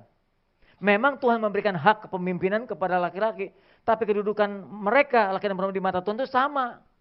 Nah kita orang Tionghoa dan orang Batak suka membedakan lelaki lebih baik daripada perempuan. Menurut Anda, anak lelaki atau perempuan mana lebih baik? Perempuan atau lelaki? Halo Bapak Ibu. Ayo. Orang Batak, orang Cina, mesti lelaki anaknya. Biar marganya gak kehilangan. Oh gak ada marga, marga satwa masih banyak. Kalau belum dapat terus begitu ya. Saya pikir tidak begitu, itu budaya yang keliru menurut saya. Laki perempuan oke aja, yang jadi badan narkoba kan lelaki. Ya. Jadi pemimpin Ibu Megawati kan perempuan. Mama kita perempuan. Kita ada seperti ini kan mama kita. Ya, Bu Lili kan juga istrinya Pak Hari hebat juga kan perempuan. Anak saya perempuan. Anak saya hebat-hebat. Menurut saya hebat-hebat anak saya. 3 anak saya sudah sarjana semua, hebat-hebat. Ya. Hebat mereka sayang orang tua. Anak lelaki sama perempuan lebih dekat mana pada orang tua? Anak lelaki atau perempuan? Nah iya makanya. Hari tua lebih. Nah saya cuma mancing aja saudara. Imam orang awam dipisahkan. Itu kelemahan bait Allah. Di bait Allah ada manipulasi dagang. Kalau jemaat datang membawa domba. Sudah diamati, sudah diperiksa, dicari yang terbaik. Masuk, pasti oleh imam dikatakan banyak yang kurang. Masih ada kurangnya. Ketika dikatakan imam, ini saya ingin persembahkan bagi Tuhan. Imam periksa, selalu ada yang kurang. Oh ini kukunya gak bagus nih. Agak bengkok sedikit gitu. Oh ini gak bagusnya ada cacat nih. Ini ada bulunya gak bagus nih. Supaya jemaat itu menukarkan. Terus kalau begitu gimana Pak Imam? Ini ada domba yang sudah kami siapkan dicap. Ganti, yuk tambah uang. Jadi imam-imam itu mencari uang dengan cara tadi. Uang-uang yang mau dipersembahkan ke bait Allah. Dilihat, wah ini uangnya kotor nih. Ini pernah ke meja judi ya? Nggak layak nih. Tukar sama uang yang disiapkan. Tukar tambah lagi. Jadi imam-imam banyak mengambil keuntungan dari persembahan jemaat. Itu sebabnya Tuhan ketika datang, Yesus mencungkir balikkan tempat penukaran uang. Masih ingat cerita itu? Tuhan hancurkan. Karena gak berkenan, Tuhan bilang, jangan jadikan rumahku penyamun dan para penjahat. Persembahkan ke bait Allah. Dilihat, wah ini uangnya kotor nih. Ini pernah ke meja judi ya? Nggak layak nih. Tukar sama uang yang disiapkan. Tukar tambah lagi. Jadi imam-imam banyak mengambil keuntungan dari persembahan jemaat. Itu sebabnya Tuhan ketika datang, Yesus mencungkir balikkan tempat penukaran uang. Masih ingat cerita itu? Tuhan hancurkan. Karena gak berkenan, Tuhan bilang, jangan jadikan rumahku penyamun dan para penjahat. Saya gak bilang kalau hati bersih, lo pakai tangan kotor juga gak apa-apa. Bukan begitu, biasanya kalau hati bersih, luar juga bersih kan. Banyak ritual. Sampai-sampai kalau melihat begini betapa susahnya Allah dijumpai. Susah banget Allah dijumpai. Imam, orang-orang awam nggak bisa menemui Tuhan. Persyaratannya begitu dalam, begitu susah. Imam saja mesti 40 hari memeriksa dirinya. Salah dikit mati. Ini kesimpulan kita betapa Allah sulit temui. Sebab itu Allah ingin dia dijumpai dengan mudah. Gimana caranya? Yesuslah jalannya. Ya, Yesus jalannya. Menurut saya bait Allah, bait Allah nggak diperlukan lagi. Yesus telah menghancurkan bait Allah. Pada saat kematian Yesus dituliskan dalam Matius 27. Lihat ya. Dia berkata saat dia melepaskan nyawanya, Eloi, Eloi lama sabachthani. Allahku, Allahku mengapa engkau meninggalkan aku? Saat dia menyerahkan nyawanya, lihat. Dan lihatlah tabir bait suci. Ini tabir bait suci. Penyanggah, penutup. Ya. Dibelah Allah, terbelah dua dari atas sampai ke bawah. Dan terjadilah gempa bumi dan bukit-bukit batu terbelah. Menjadi pertanyaan, mengapa terbelahnya tabir itu dari atas ke bawah? Kenapa nggak dari bawah ke atas? Lihat kalimatnya, mengapa tabir itu terbelah dari atas ke bawah? Bapak Ibu kenapa? Kenapa dari atas ke bawah? Karena bukan dari bawah ke atas. Karena kalau terbelah dari bawah ke atas, mungkin ada orang yang melakukannya. Tapi kalau dari atas ke bawah, hallelujah, hallelujah to his name, King Jesus,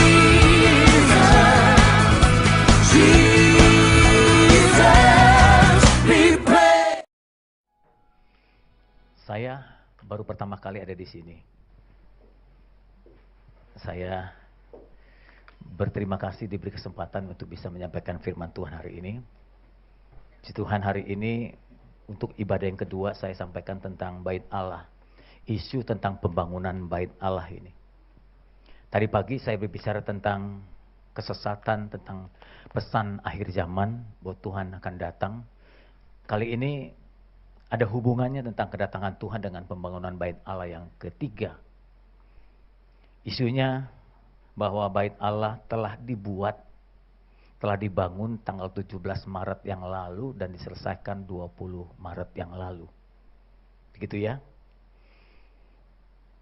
Ketika saya mendapatkan berita seperti itu, saya kemudian coba untuk berpikir dan menjelaskan kepada jemaat Tuhan supaya jemaat Tuhan tidak salah paham tentang hal ini.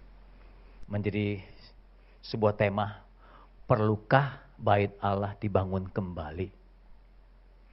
Perlukah bait Allah yang ketiga ini dibangun kembali? Kebetulan saya sering pergi ke Tanah Suci, ke Yerusalem. Dan saya membawa rombongan ke sana. Tiap kali saya pergi ke Temple Institute, saya bertanya kepada guide di sana. Saya bilang, apakah memang Anda masih punya keinginan besar untuk membangun bait Allah? Mereka berkata rata-rata iya. Lalu saya berkata lagi, sadarkah Anda bahwa kerinduan Anda itu akan memunculkan benturan dengan orang yang beragama lain. Karena di situ kan sudah dibangun masjid, bukan lagi bait Allah. Dia bilang, ya kami sadar. Dengan pembangunan bait Allah, Anda akan memunculkan perang. Dan memang perkiraan saya begitu. Kalau sampai terjadi hal itu, akan memicu gesekan di antara dua agama besar ini. Islam dan Yahudi. Termasuk Kristen. Kalau karikatur saja nabinya sudah dibuat begitu rupa, lalu muncul orang-orang yang bertindak ekstrim, apalagi kalau nanti bait Allah akan dibangun kembali. Dan kalau itu sampai terjadi, bagi saya perang dunia ketiga akan muncul dari situ. Baik. Bait Allah tuh seperti ini, saya kebetulan beli miniaturnya Ibu Bapak. Jadi bait Allah itu dibagi 3 ruangan. Ruangan halaman di depan, ruangan kudus di tengah, ruangan Maha Kudus yang di belakang. Kebetulan ini ruangan Maha Kudus bisa dibuka. Untuk saya bisa dibuka, untuk yang lain nggak bisa. Di belakang itu ada benda-bendanya. Ruang Kudus ada kaki dian, ya, ada mesbah. Kemudian ada, kalau ruang Maha Kudus cuma satu, itu tabut perjanjian Tuhan. Tuhan hadir di bagian belakang ini. Ruang Maha Kudus ini. Jemaat Tuhan awam, orang asing hanya bisa berada di ruang halaman. Masuk ke ruangan tengah, ini sudah bagian ruangan kudus, hanya dibolehkan imam-imam yang melayani dan orang-orang Lewi, suku Lewi. Masuk ke belakang hanya boleh satu imam besar, itu pun setahun sekali. Setahun sekali imam besar akan masuk ke ruangan Maha Kudus. Biasanya Tuhan yang menunjukkan imam itu untuk masuk ke ruangan kudus, mendapat giliran setahun cuma sekali. Untuk masuk ke ruangan belakang, imam besar itu diberi kesempatan untuk membersihkan dirinya supaya kelak ketika ia masuk, ya sudah tidak didapatkan kesalahannya lagi. Atau dengan kata lain, masuk ke ruang Maha Kudus harus betul-betul kudus, sama seperti Tuhannya. Nah, kesempatan itu dipakai oleh imam besar untuk mengoreksi diri setiap hari. Sampai biasanya begitu ya, sampai hari-hari mendekati hari haknya, biasanya kalau nggak salah 40 hari kalau nggak salah ya, hari ke-38, 39 imam besar ini nggak tidur. Imam besar ini nggak tidur, dia terus berjaga-jaga begitu rupa. Khawatir kalau dia tidur dia bermimpi salah, bermimpi jorok, bermimpi kotor, dia nggak bisa menghadap Tuhan. Kalau dia mendapatkan kesalahan, dia akan mati di ruangan Maha Kudus. Untuk itu, imam besar, kaki yang kanannya biasanya diberikan keliningan. Supaya imam-imam yang berada di ruang Maha Kudus tahu kalau imam besar itu masih hidup atau tidak. Dengan cara mendengar keliningan. Karena tiap-tiap ruangan itu ditutup oleh tirai yang tebal, menutup ruangan demi ruangan. Dan kemudian imam besar itu kaki kirinya diberikan tali. Tali itu dua warna, satu berwarna putih, satu berwarna merah. Jika kedapatan imam besar itu meninggal, biasanya tari merah yang keluar bernyala. Jadi imam-imam di ruangan tengah tahu bahwa imam besarnya telah meninggal dunia. Kalau dia berkenan kepada Tuhan, maka tali yang putih yang menyala. Kalau sampai didapatkan imam besar itu mati kedapatan salah, tidak bersih mengoreksi diri, maka imam-imam yang di ruangan tengah itu menarik jasad atau mayat dari imam besar itu dari ruangan kudusnya. Sebab tidak boleh orang masuk ke dalam tanpa menguduskan diri. Kesimpulan kita adalah betapa sulitnya menemui Tuhan di perjanjian lama. Di mana saya berdiri sekarang ini, dulu itu ruangan Maha Kudus. Ditutup. Sekarang tidak lagi. Semua dibuka begitu rupa dan kita nggak ada perbedaan, ya, nggak ada pemisahan antara pendeta dengan jemaat bisa duduk bersama, perempuan dan lelaki bisa hidup bersama, bisa duduk bersama maksud saya, beribadah dan tanpa disekat-sekat, tidak ada birokrasi seperti itu. Kenapa itu? Nanti akan saya jelaskan. Baik Ibu Bapak. Nah, isunya muncul. Bait Allah yang seperti ini akan dibangun kembali. Sesungguhnya bait Allah seperti ini kan sudah 2 kali dihancurkan. Yang pertama dibangun oleh Salomo, dihancurkan oleh Raja Nebukadnezar. Dibangun kembali lagi oleh Herodes, ya. Kemudian dihancurkan oleh Panglima Titus dari Romawi tahun 70. Sampai sekarang tidak pernah ada lagi bait Allah. Ketika penghancuran oleh Jenderal Titus, bangsa Israel diaspora ke berbagai tempat. Ada yang ke Eropa, ada yang ke Amerika, ada yang ke Rusia, ada yang ke Afrika. Jadi kadang-kadang kalau kita pergi ke Israel sekarang, banyak orang Israel dengan warna kulit yang berbeda. Mereka di kantor, di bagian imigrasi dengan memegang senjata, rambutnya keriting, kulitnya hitam, tapi dia bilang saya Yahudi. Karena campuran, ya, ayahnya Yahudi, mamanya Afrika. Kadang-kadang Yahudi, mamanya Rusia gitu, campur. Mereka datang, mereka kembali. Lalu memperluas wilayahnya. Itu yang menjadi persengketaan dengan orang-orang Palestina. Mereka ribut karena bukan perbedaan kepercayaan, tapi karena tanah mereka terus digusur. Mereka makin sempit mendapatkan lahan-lahan. Karena orang-orang Israel campuran balik pulang. Karena setelah tahu mereka negaranya sudah mulai makmur, mulai aman, mereka kembali. Yang paling beruntungnya Yahudi Amerika tentunya. Yang paling malang menurut saya Yahudi Eropa yang dibantai habis oleh Hitler tahun 40-an itu. 6 juta orang diracuni di ruang kamar itu. Dan kita pernah pergi ke museum yang melihat tempat itu. Nah, bait Allah seperti inilah yang mereka rindukan kembali untuk dibangun yang ketiga kali. Menjadi pertanyaan bagi saya, masih dibutuhkankah bait Allah seperti ini?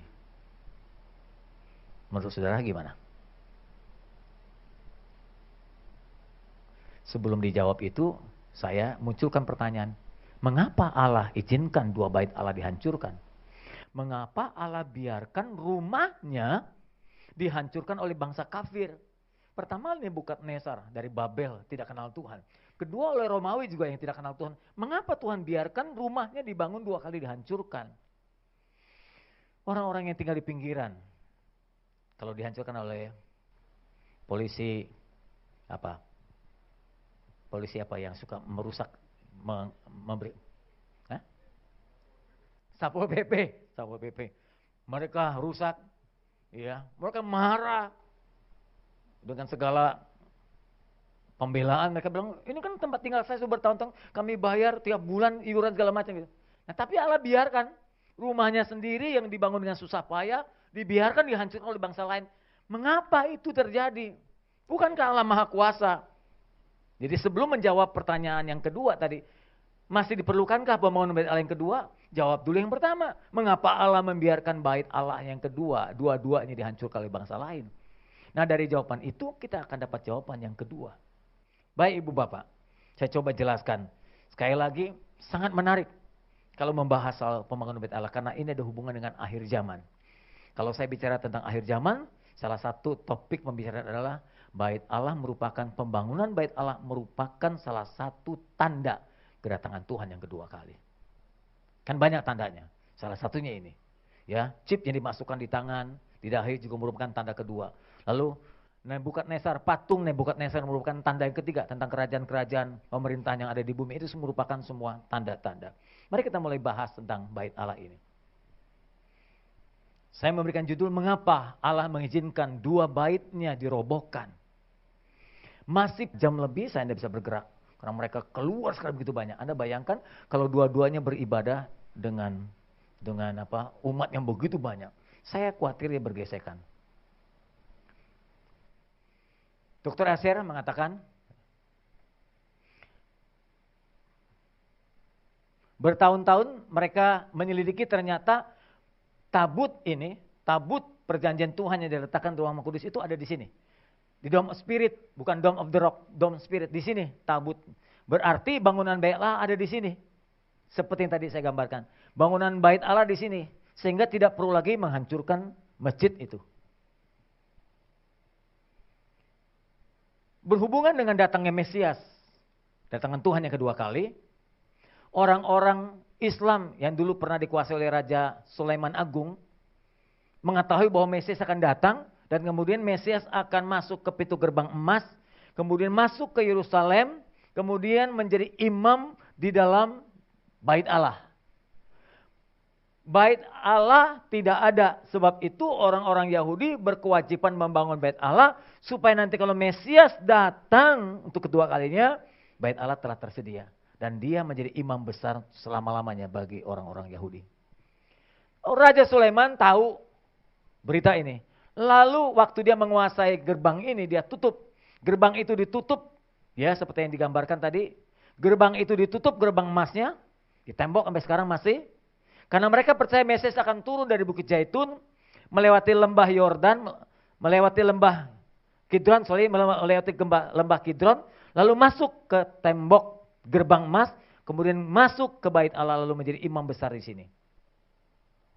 Supaya bait Allah tidak terbangun dan masjid ini tidak terganggu, maka tembok ini saat Sulaiman menguasai kota Yerusalem ditutupnya, dan sepanjang lembah Kidron, ini lembah Kidron, di sini ada gereja segala bangsa, di sini ada Taman Getsemani.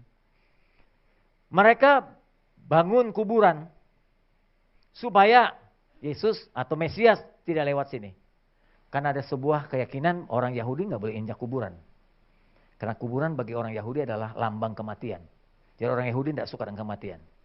Dan di Alkitab disebutkan di Imamat, kalau yang mati orang lain, orang Yahudi nggak boleh pegang. Najis itu. Kecuali keluarga, sanak keluarga yang dekat. Boleh. Kalau pegang, mesti ada pentahiran. Jadi nggak boleh pegang orang mati, nggak boleh megang mayat. Itu sama seperti megang babi gitu. Najis. Yesus orang Yahudi, jadi supaya Yesus tidak lewat gerbang ini, dibikin kuburan. Jadi Yesus nggak lewat kuburan. Konon ada cerita bahwa Yesus nggak pernah lewati kota Tiberias, Pak. Tiberias itu ternyata kayak Mangga 2. Saya dulu tinggal di Mangga 2 25 tahun. Kuburan semua. Dulu jin buang anak, sekarang jin buang duit. Ya kan tempat kaya sekarang mah. Waktu dibongkar dari Duta Pertiwi, Agung Sedayu, harganya murah sekali. Saya ingat saya dulu 60.000 per meter, 120, 60.000, 120, 350, 700.000. Nah saya dapat 700.000 tuh waktu rumah saya dibongkar, waktu gereja dibongkar. Ya belakangan sampai 1,2 juta. Sekarang satu ruko bisa miliaran. Kuburan, saya melihat kuburan diangkat, tulang-tulang yang bekas itu diangkat, dipindah ke tempat lain, lalu diuruk dengan tanah merah, dibangun ruko. Tiberias itu seperti itu. Tiberias dibangun, dalam kekuasaan Pilatus Herodes itu dibangun, dibongkar, kuburan diangkat, dalam tanah merah, dibikin kota. Karena daerah itu sebut daerah Galilea itu di tengah Israel. Itu Galilea dekat danau, daerah subur. Jadi daerah itu disebut dengan Tiberias, Kineret dan Galilea. Jadi di situ tempat yang subur.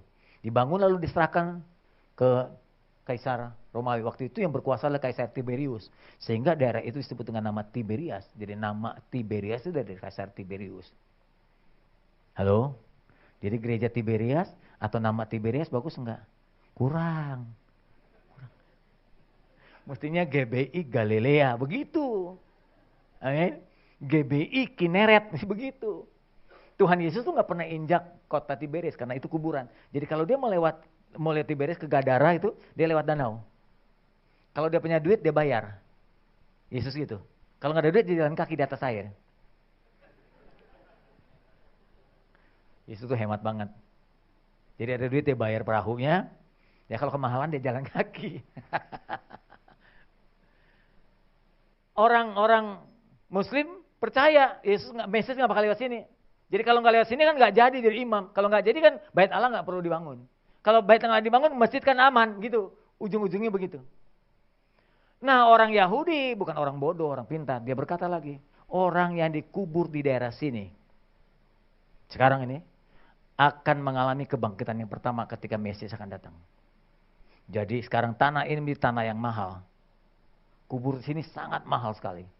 Dan kuburan itu sekarang sudah sampai merambat kemari. Sudah kemari. Jadi kalau saya datang sekarang, udah kemana-mana tuh kuburan. Mereka ingin lebih dulu bangkit. Halo? Kalau menurut saya, orang yang dibangkitkan, diangkat lebih dulu itu yang dikubur bukan dengan tiduran. Di Amerika tuh kebanyakan yang dikubur dengan berdiri. Karena kalau dibangkitkan dan dalam keadaan tidur, kelamaan, ketinggalan. Kan kalau dibangkitkan, dia mesti bangun dulu, cuci muka, sikat gigi, ketinggalan. Kalau yang dibangkitkan berdiri kan langsung jos begitu. Orang Yahudi berkata, saya akan lebih dulu kalau dikuburkan di sini. Nah itu tentang cerita. Mesias akan datang menurut mereka. Karena mereka punya kerinduan membangun bait Allah, mereka sedang mempersiapkan sekarang perabot-perabotnya. Dan kebetulan saya sudah melihat duplikatnya. Temple Institute. Pertama tentang imam besarnya. Ini pakaiannya, ini disebut dengan baju efod. Biasanya baju efod itu di depannya, di dadanya ada 12 batu. 3, 4 baris, jadi 12. Menggambarkan 12 suku Israel yang diwakili oleh imam besar untuk masuk ke Roh Maha Kudus. Di tangan kanan kemenyan, tangan kiri itu yang dibawa darah domba jantan.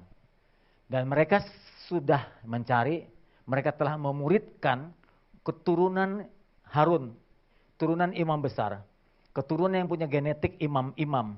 Dan mereka menyatakannya sebagai kohanim, yaitu mereka yang memiliki genetik imam. Dan kalau mereka sudah temukan, mereka masukkan ke dalam sekolah namanya Yeshiva, sekolah agama mereka bagaimana melayani di bait Allah. Itu persiapan mereka. Dan mereka mencari dari Israel yang kembali. Kebanyakan Israel yang kembali itu sudah kawin campur. 60% sampai 70% kawin campur. Maka itu dicari yang asli, yang masih utuh kawin Israel dengan Israel, Yahudi dengan Yahudi. Dan dicari keturunan dari imam besarnya, Imam Harun. Dan ini sekolahannya. Ini sekolahan, mereka dilatih bagaimana melayani di bait Allah itu. Sementara perkakas yang dipersiapkan untuk membangun bait Allah, ada kurang lebih 103 jenis perkakas bait Allah, ya, dipersiapkan. Salah satu perkakas bait Allah tadi, ya, kaki dian atau menorah. Kemudian persiapan batu pertama diletakkan untuk pembangunan bait Allah sudah diarak tahun 2005. Ya, 2 batu ini sebagai gambaran peletakan batu pertama. kemudian kecapi. Susah sekali menggunakan alat ini, dan itu dibutuhkan separuh dari pemain musik. Jadi setengah dari 19.000 orang akan memainkan alat musik ini, karena lagu-lagu Israel itu nggak seperti lagu di sini. Jadi lagu-lagu Israel agak susah digunakan, diiringi dengan alat-alat musik seperti ini, harus diiringi dengan alat kecapi ini. Dan lembu merah ini merupakan korban yang ke-10. Jadi bukan cuma kata orang, ini kalau toh nanti dilakukan, maka ini akan dikorbankan yang ke-10. Biasanya digunakan dalam Ibrani 19 ayat 10, 1-10. Lembu merah itu dipotong, disembelih, kemudian dibakar, tulang yang tersisa digerus, dihancurkan.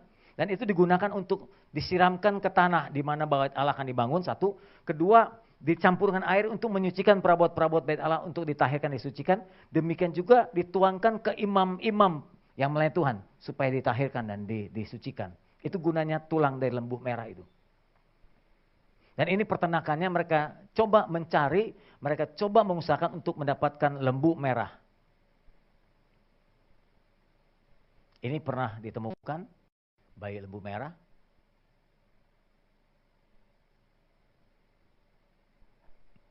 Yang terakhir adalah tabut. Tabut, ruang belakang ini yang paling sentral. Tuhan hadir melalui tabut perjanjian itu. Dan tabut ini menjadi pertanyaan. Kemana tabut ini pergi? Di mana tabut ini? Di dalam tabut ini ada 3 benda yang kita tahu. Dua loh batu, 1 tongkat Harun, semangkok kacang hijau. Nah itu malah hari pagi, saudara. Semangkok mana, roti disimpan di sini. Dan ini tabut dilapis emas dan tidak boleh seorang pun yang menyentuh.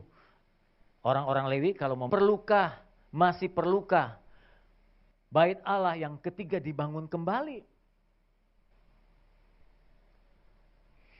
Sekarang tidak ada lagi bait Allah, yang ada 2 masjid. Satu namanya Al-Aqsa. Ini Al-Aqsa yang kubahnya perak, ibu bapak.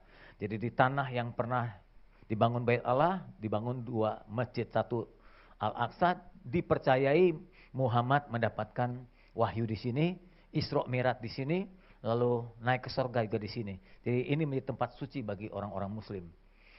Kedua ini masjid Dome of the Rock. Di dalamnya ada kubah, ada batu, ada gunung rock itu batu dan tidak dirubuhkan. Saya sempat masuk ke dalam.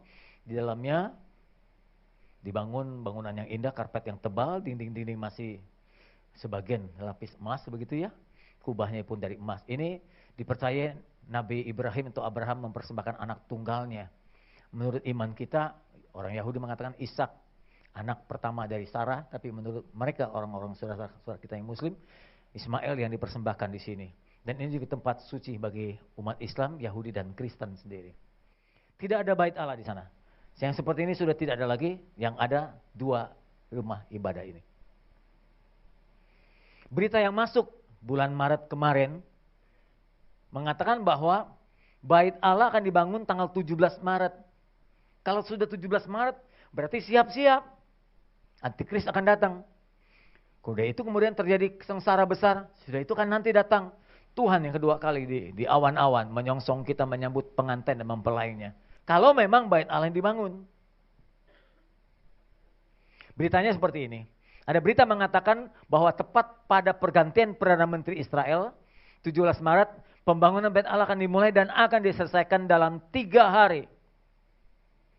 3 hari, yaitu persis tanggal 20 Maret, saat bertepatan dengan gerhana matahari. Begitu berita yang saya dapatkan.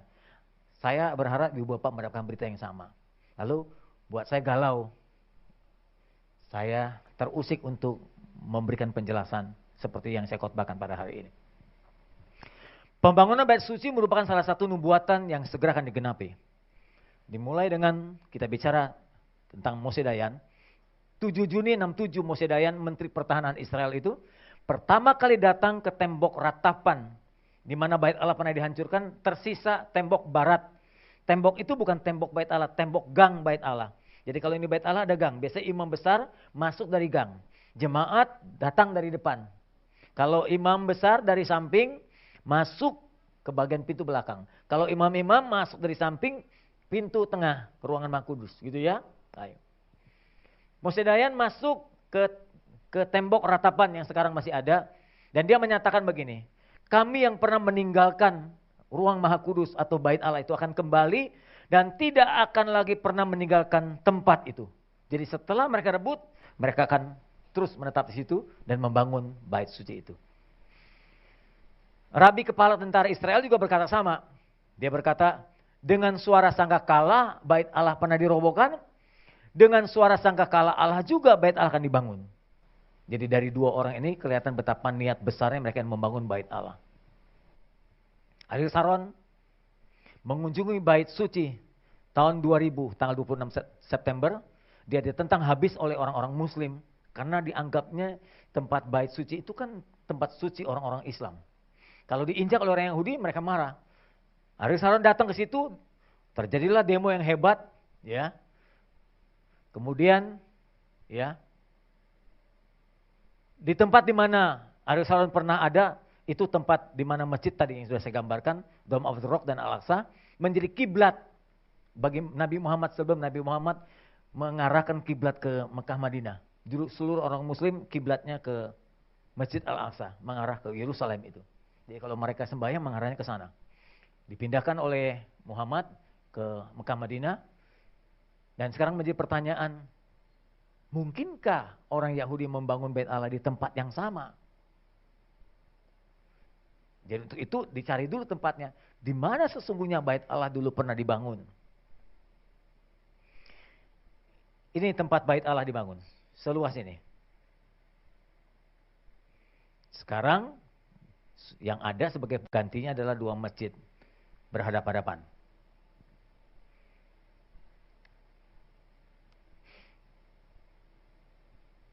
Jenderal Titus tahun 70 itu pernah datang menghancurkan Yerusalem dan membakar Bait Suci. Ya, tapi Yesus sebelum Jenderal Titus datang telah menyampaikan nubuatan yang tertulis di dalam Markus pasal 13 ayat 1-2 berkata gini. Ketika Yesus keluar dari Bait Allah waktu itu, waktu Yesus ada, Bait Allah masih ada. Waktu Yesus mengajar, Bait Allah masih ada. Dia berkata kepada seorang muridnya, guru, lihatlah betapa kokohnya batu-batu bangunan Bait Allah ini. Betapa megahnya gedung-gedung ini.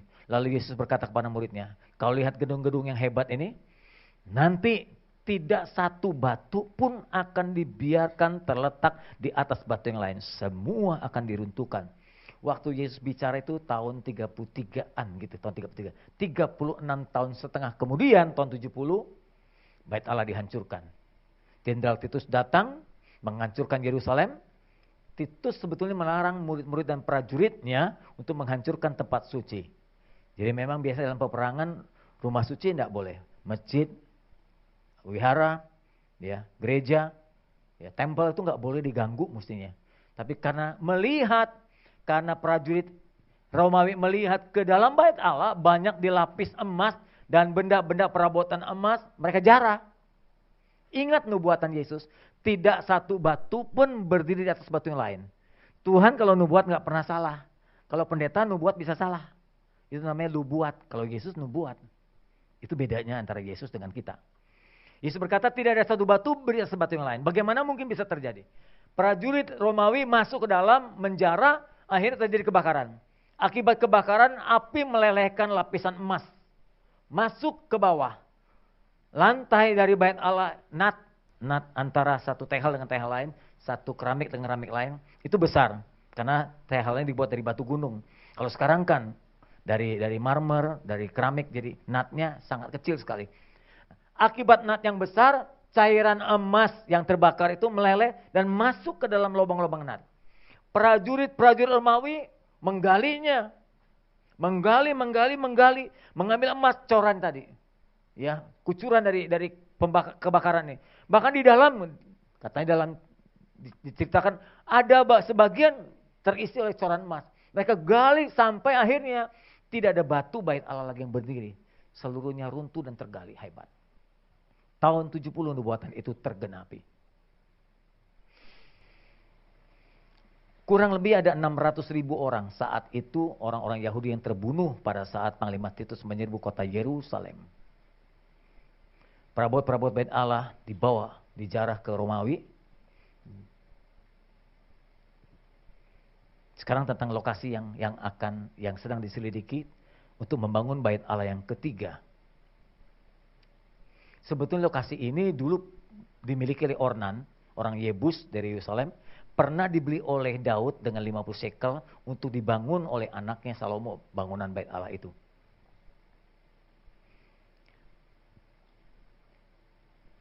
Dan ternyata Rabi Moses mengatakan, ya, bait Allah yang kedua itu dibangun oleh Herodes itu tidak dibangun di atas lokasi Dome of the Rock. Dulu diperkirakan bangunan bait Allah ini dibangun di atas masjid. Ternyata menurut Rabi Moses bukan di sini, bukan tepat di sini. Ya, kalau tidak salah ini ada di depan, di utara masjid Dome of the Rock. Jelasnya begini. Ternyata bait Allah itu ada di sini. Bukan di sini, bukan juga di sini, tapi di sini, di utara dari Dome of the Rock. Jadi kalau begitu kesimpulannya, kalau bait Allah jadi dibangun, tidak perlu menghancurkan masjid yang ada. Cukup dibangun di sini. Jadi masjid dan bait Allah bisa berada berdampingan. Kalau dibangun seperti ini jadinya. Ini masjid, Dome of the Rock. Abraham mempersembahkan anaknya, ini bait Allah yang ketiga dibangun. Jadi berdampingan. Menjadi pertanyaan, bisakah orang Yahudi bersembahyang berdampingan dengan saudara di sebelahnya? Di Indonesia bisa. Istiqlal dengan katedral bisa. Di Priuk antara gereja dengan masjid berdampingan bisa. Karena di sini tidak ada problema. Orang Islam dengan Kristen bisa hidup berdampingan. Tapi di sini orang Palestina dengan Yahudi menjadi musuh bebuyutan sejak dulu. Saya pernah satu kali masuk ke perjalanan ini, ketika saya keluar, dan ini berbarengan. Hampir setengah jam, pasti Tuhan yang melakukannya. Terlalu tinggi orang merobek dari atas. Satu, kedua, saat itu gempa, tidak ada orang sempat untuk merobek tabir itu. Berarti Allah yang mengizinkan, Allah yang melakukan pembelahan itu. Allah yang menghancurkan birokrasi itu. Allah yang membuka jalan. Ibrani mengatakan kematian Yesus telah membuka jalan baru bagi kita supaya kita bisa menemui Dia.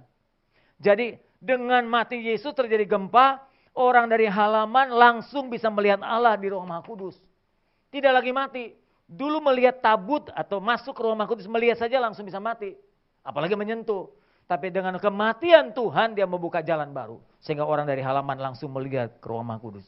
Sehingga gereja seperti sekarang ini.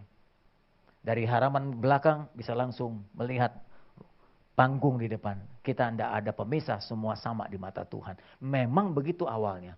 Sebab itu Allah mengizinkan bait ini dihancurkan. Ketika Yesus mati, bait Allah roboh. Dirobek oleh Tuhan. Imam besar, imam-imam semua kaget karena ini terjadi. Allah merobek tabir ini supaya orang dari halaman bisa langsung melihat ke Ruang Maha Kudus. Yang ketiga alasan saya. Mengapa Allah mengizinkan bait Allah dirobohkan? Supaya Tuhan sendiri langsung bisa berhubungan dengan manusia. Tidak perlu lagi birokrasi melalui halaman, melalui ruangan kudus, lalu masuk ke ruangan tengah, ke ruangan belakang. Tidak perlu lagi, Allah langsung. Dan yang keempat alasan saya mengapa bait Allah dihancurkan. Kalau memang kita mau penyembah yang benar. Atau kita berkenan menyembah Dia. Firman-Nya berkata, penyembah yang benar akan menyembah Bapa dalam roh dan kebenaran. Sebab Bapa menghendaki penyembah-penyembah seperti ini. Jadi penyembah-penyembah yang lama di perjanjian lama itu enggak begitu berkenan bagi Tuhan. Menyusahkan orang untuk menemui Tuhan. Kadang-kadang bukan cuma Tuhan yang susah ditemui, pendeta pun susah ditemui. Makin terkenal pendeta, makin sulit ditemui. Lama-lama kayak malaikat dia. Susah ketemu, susah dilihat. Halo? Mau ketemu Pak Pendeta? Wah nggak bisa. Pak Pendeta lagi konseling, Pak Pendeta keluar kota, Pak Pendeta keluar negeri. Wah susah banget. Mau salaman aja susahnya. Kadang-kadang pendeta udah lebih hebat dari presiden. Presiden susah ditemui, pendeta lebih susah lagi. Alkitab berkata gembala atau pendeta itu mengenal suara dombanya, betapa dekat dengan dombanya sampai kenal nama-namanya. Susah ditemui, mau salaman aja susah. Pak pendeta saya punya masalah mau konseling gimana? Wah nggak bisa nih, nggak ada waktunya. Gitu. Beruntunglah Anda ada di gereja ini. Karena gembalamu ada di sini. Gampang ditemui. Halo? Kalau udah terlalu besar susah ditemui. Halo? Bukan berarti nggak boleh besar. Ya, ada cara, ada manajemennya sendiri. Jangan sampai susah ditemui. Lihat, Tuhan menghendaki penyembah yang benar, yaitu penyembah yang menyembah dalam roh dan kebenaran. Maksudnya apa ini? Ini suka disalah tafsir lagi. Menyembah dalam roh, oh berbahasa lidah. Salah. Penyembah dalam roh. Ya, kita kan penyembah yang benar, menyembah dalam roh. Siapa bilang, lihat konteksnya. Ini Yohanes 4 ini. Kalau membaca Alkitab, kita mau tafsir, lihat konteksnya. Ini saat, Yohanes 4 ini saat Yesus berjumpa dengan seorang perempuan Samaria. Siapa perempuan Samaria? Seorang perempuan yang punya suami lebih dari satu dan bukan suami dia. Jadi hidup dalam saman leven, hidup dalam kumpul kebo. Orang-orang seperti ini tidak bisa menyembah Allah dalam rohnya. Begitu maksudnya.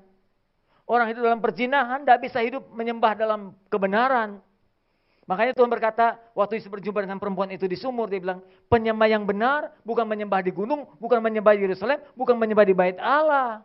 Tapi penyembah yang benar harus menyembah dalam roh dan kebenaran. Artinya, seorang penyembah yang benar harus dimulai dengan pertobatan, lalu hidup baru, lahir baru, dengan roh yang baru itu baru bisa menyembah Allah dengan benar. Kalau hidup dalam dosa, rohnya mati, tidak bisa menyembah. Mungkin tubuhnya datang ke gereja, jiwanya menyanyi, mungkin bisa menangis karena mendengar lagu pujian, menyentuh kalbunya, menyentuh emosinya. Waduh, tadi saya nyanyi, air mata saya turun. Itu baru jiwa. Udah saya nyanyi lagu tadi itu, hati saya terenyuh gitu. Itu baru jiwa, rohmu belum tergerak. Roh akan tergerak kalau hidup dalam pertobatan, hidup dalam kebenaran, telah menjadi ciptaan yang baru. Kalau nggak bisa menyembah dalam roh. Tubuhnya aja menyembah, jiwanya menyembah, rohnya mati. Ketika Adam Hawa berbuat dosa, pertama kali yang mati rohnya Adam.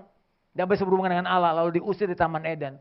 Kemudian lama-lama jiwanya mati, tubuhnya pun ikut layu dan mati dikuburkan.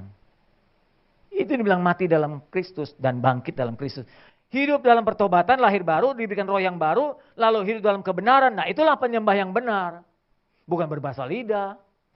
Ada orang berbahasa lidah masih tupok. Berbahasa lidah masih mabok. Ya, udah dibaptis. Berapa kali, Pak? 3 kali dibaptis. Heran, masih mabok aja. Oh, you salah baptisnya. Mesti baptis ngikutin Yesus. Dicemplungin, direndam hari Jumat, diangkat hari Minggu. Karena Yesus dikubur hari Jumat, kan bangkitnya hari Minggu. Mesti begitu, kalau masih tupok terus ya udah. Dibenamkan Jumat, diangkatnya Minggu, gitu. Kan banyak orang dibaptis di kolam. Nah tinggalinnya Jumat, nah, tinggal ya, tutup sama papan. Nanti Minggu baru diangkat lagi, begitu. Baru dia bertobat.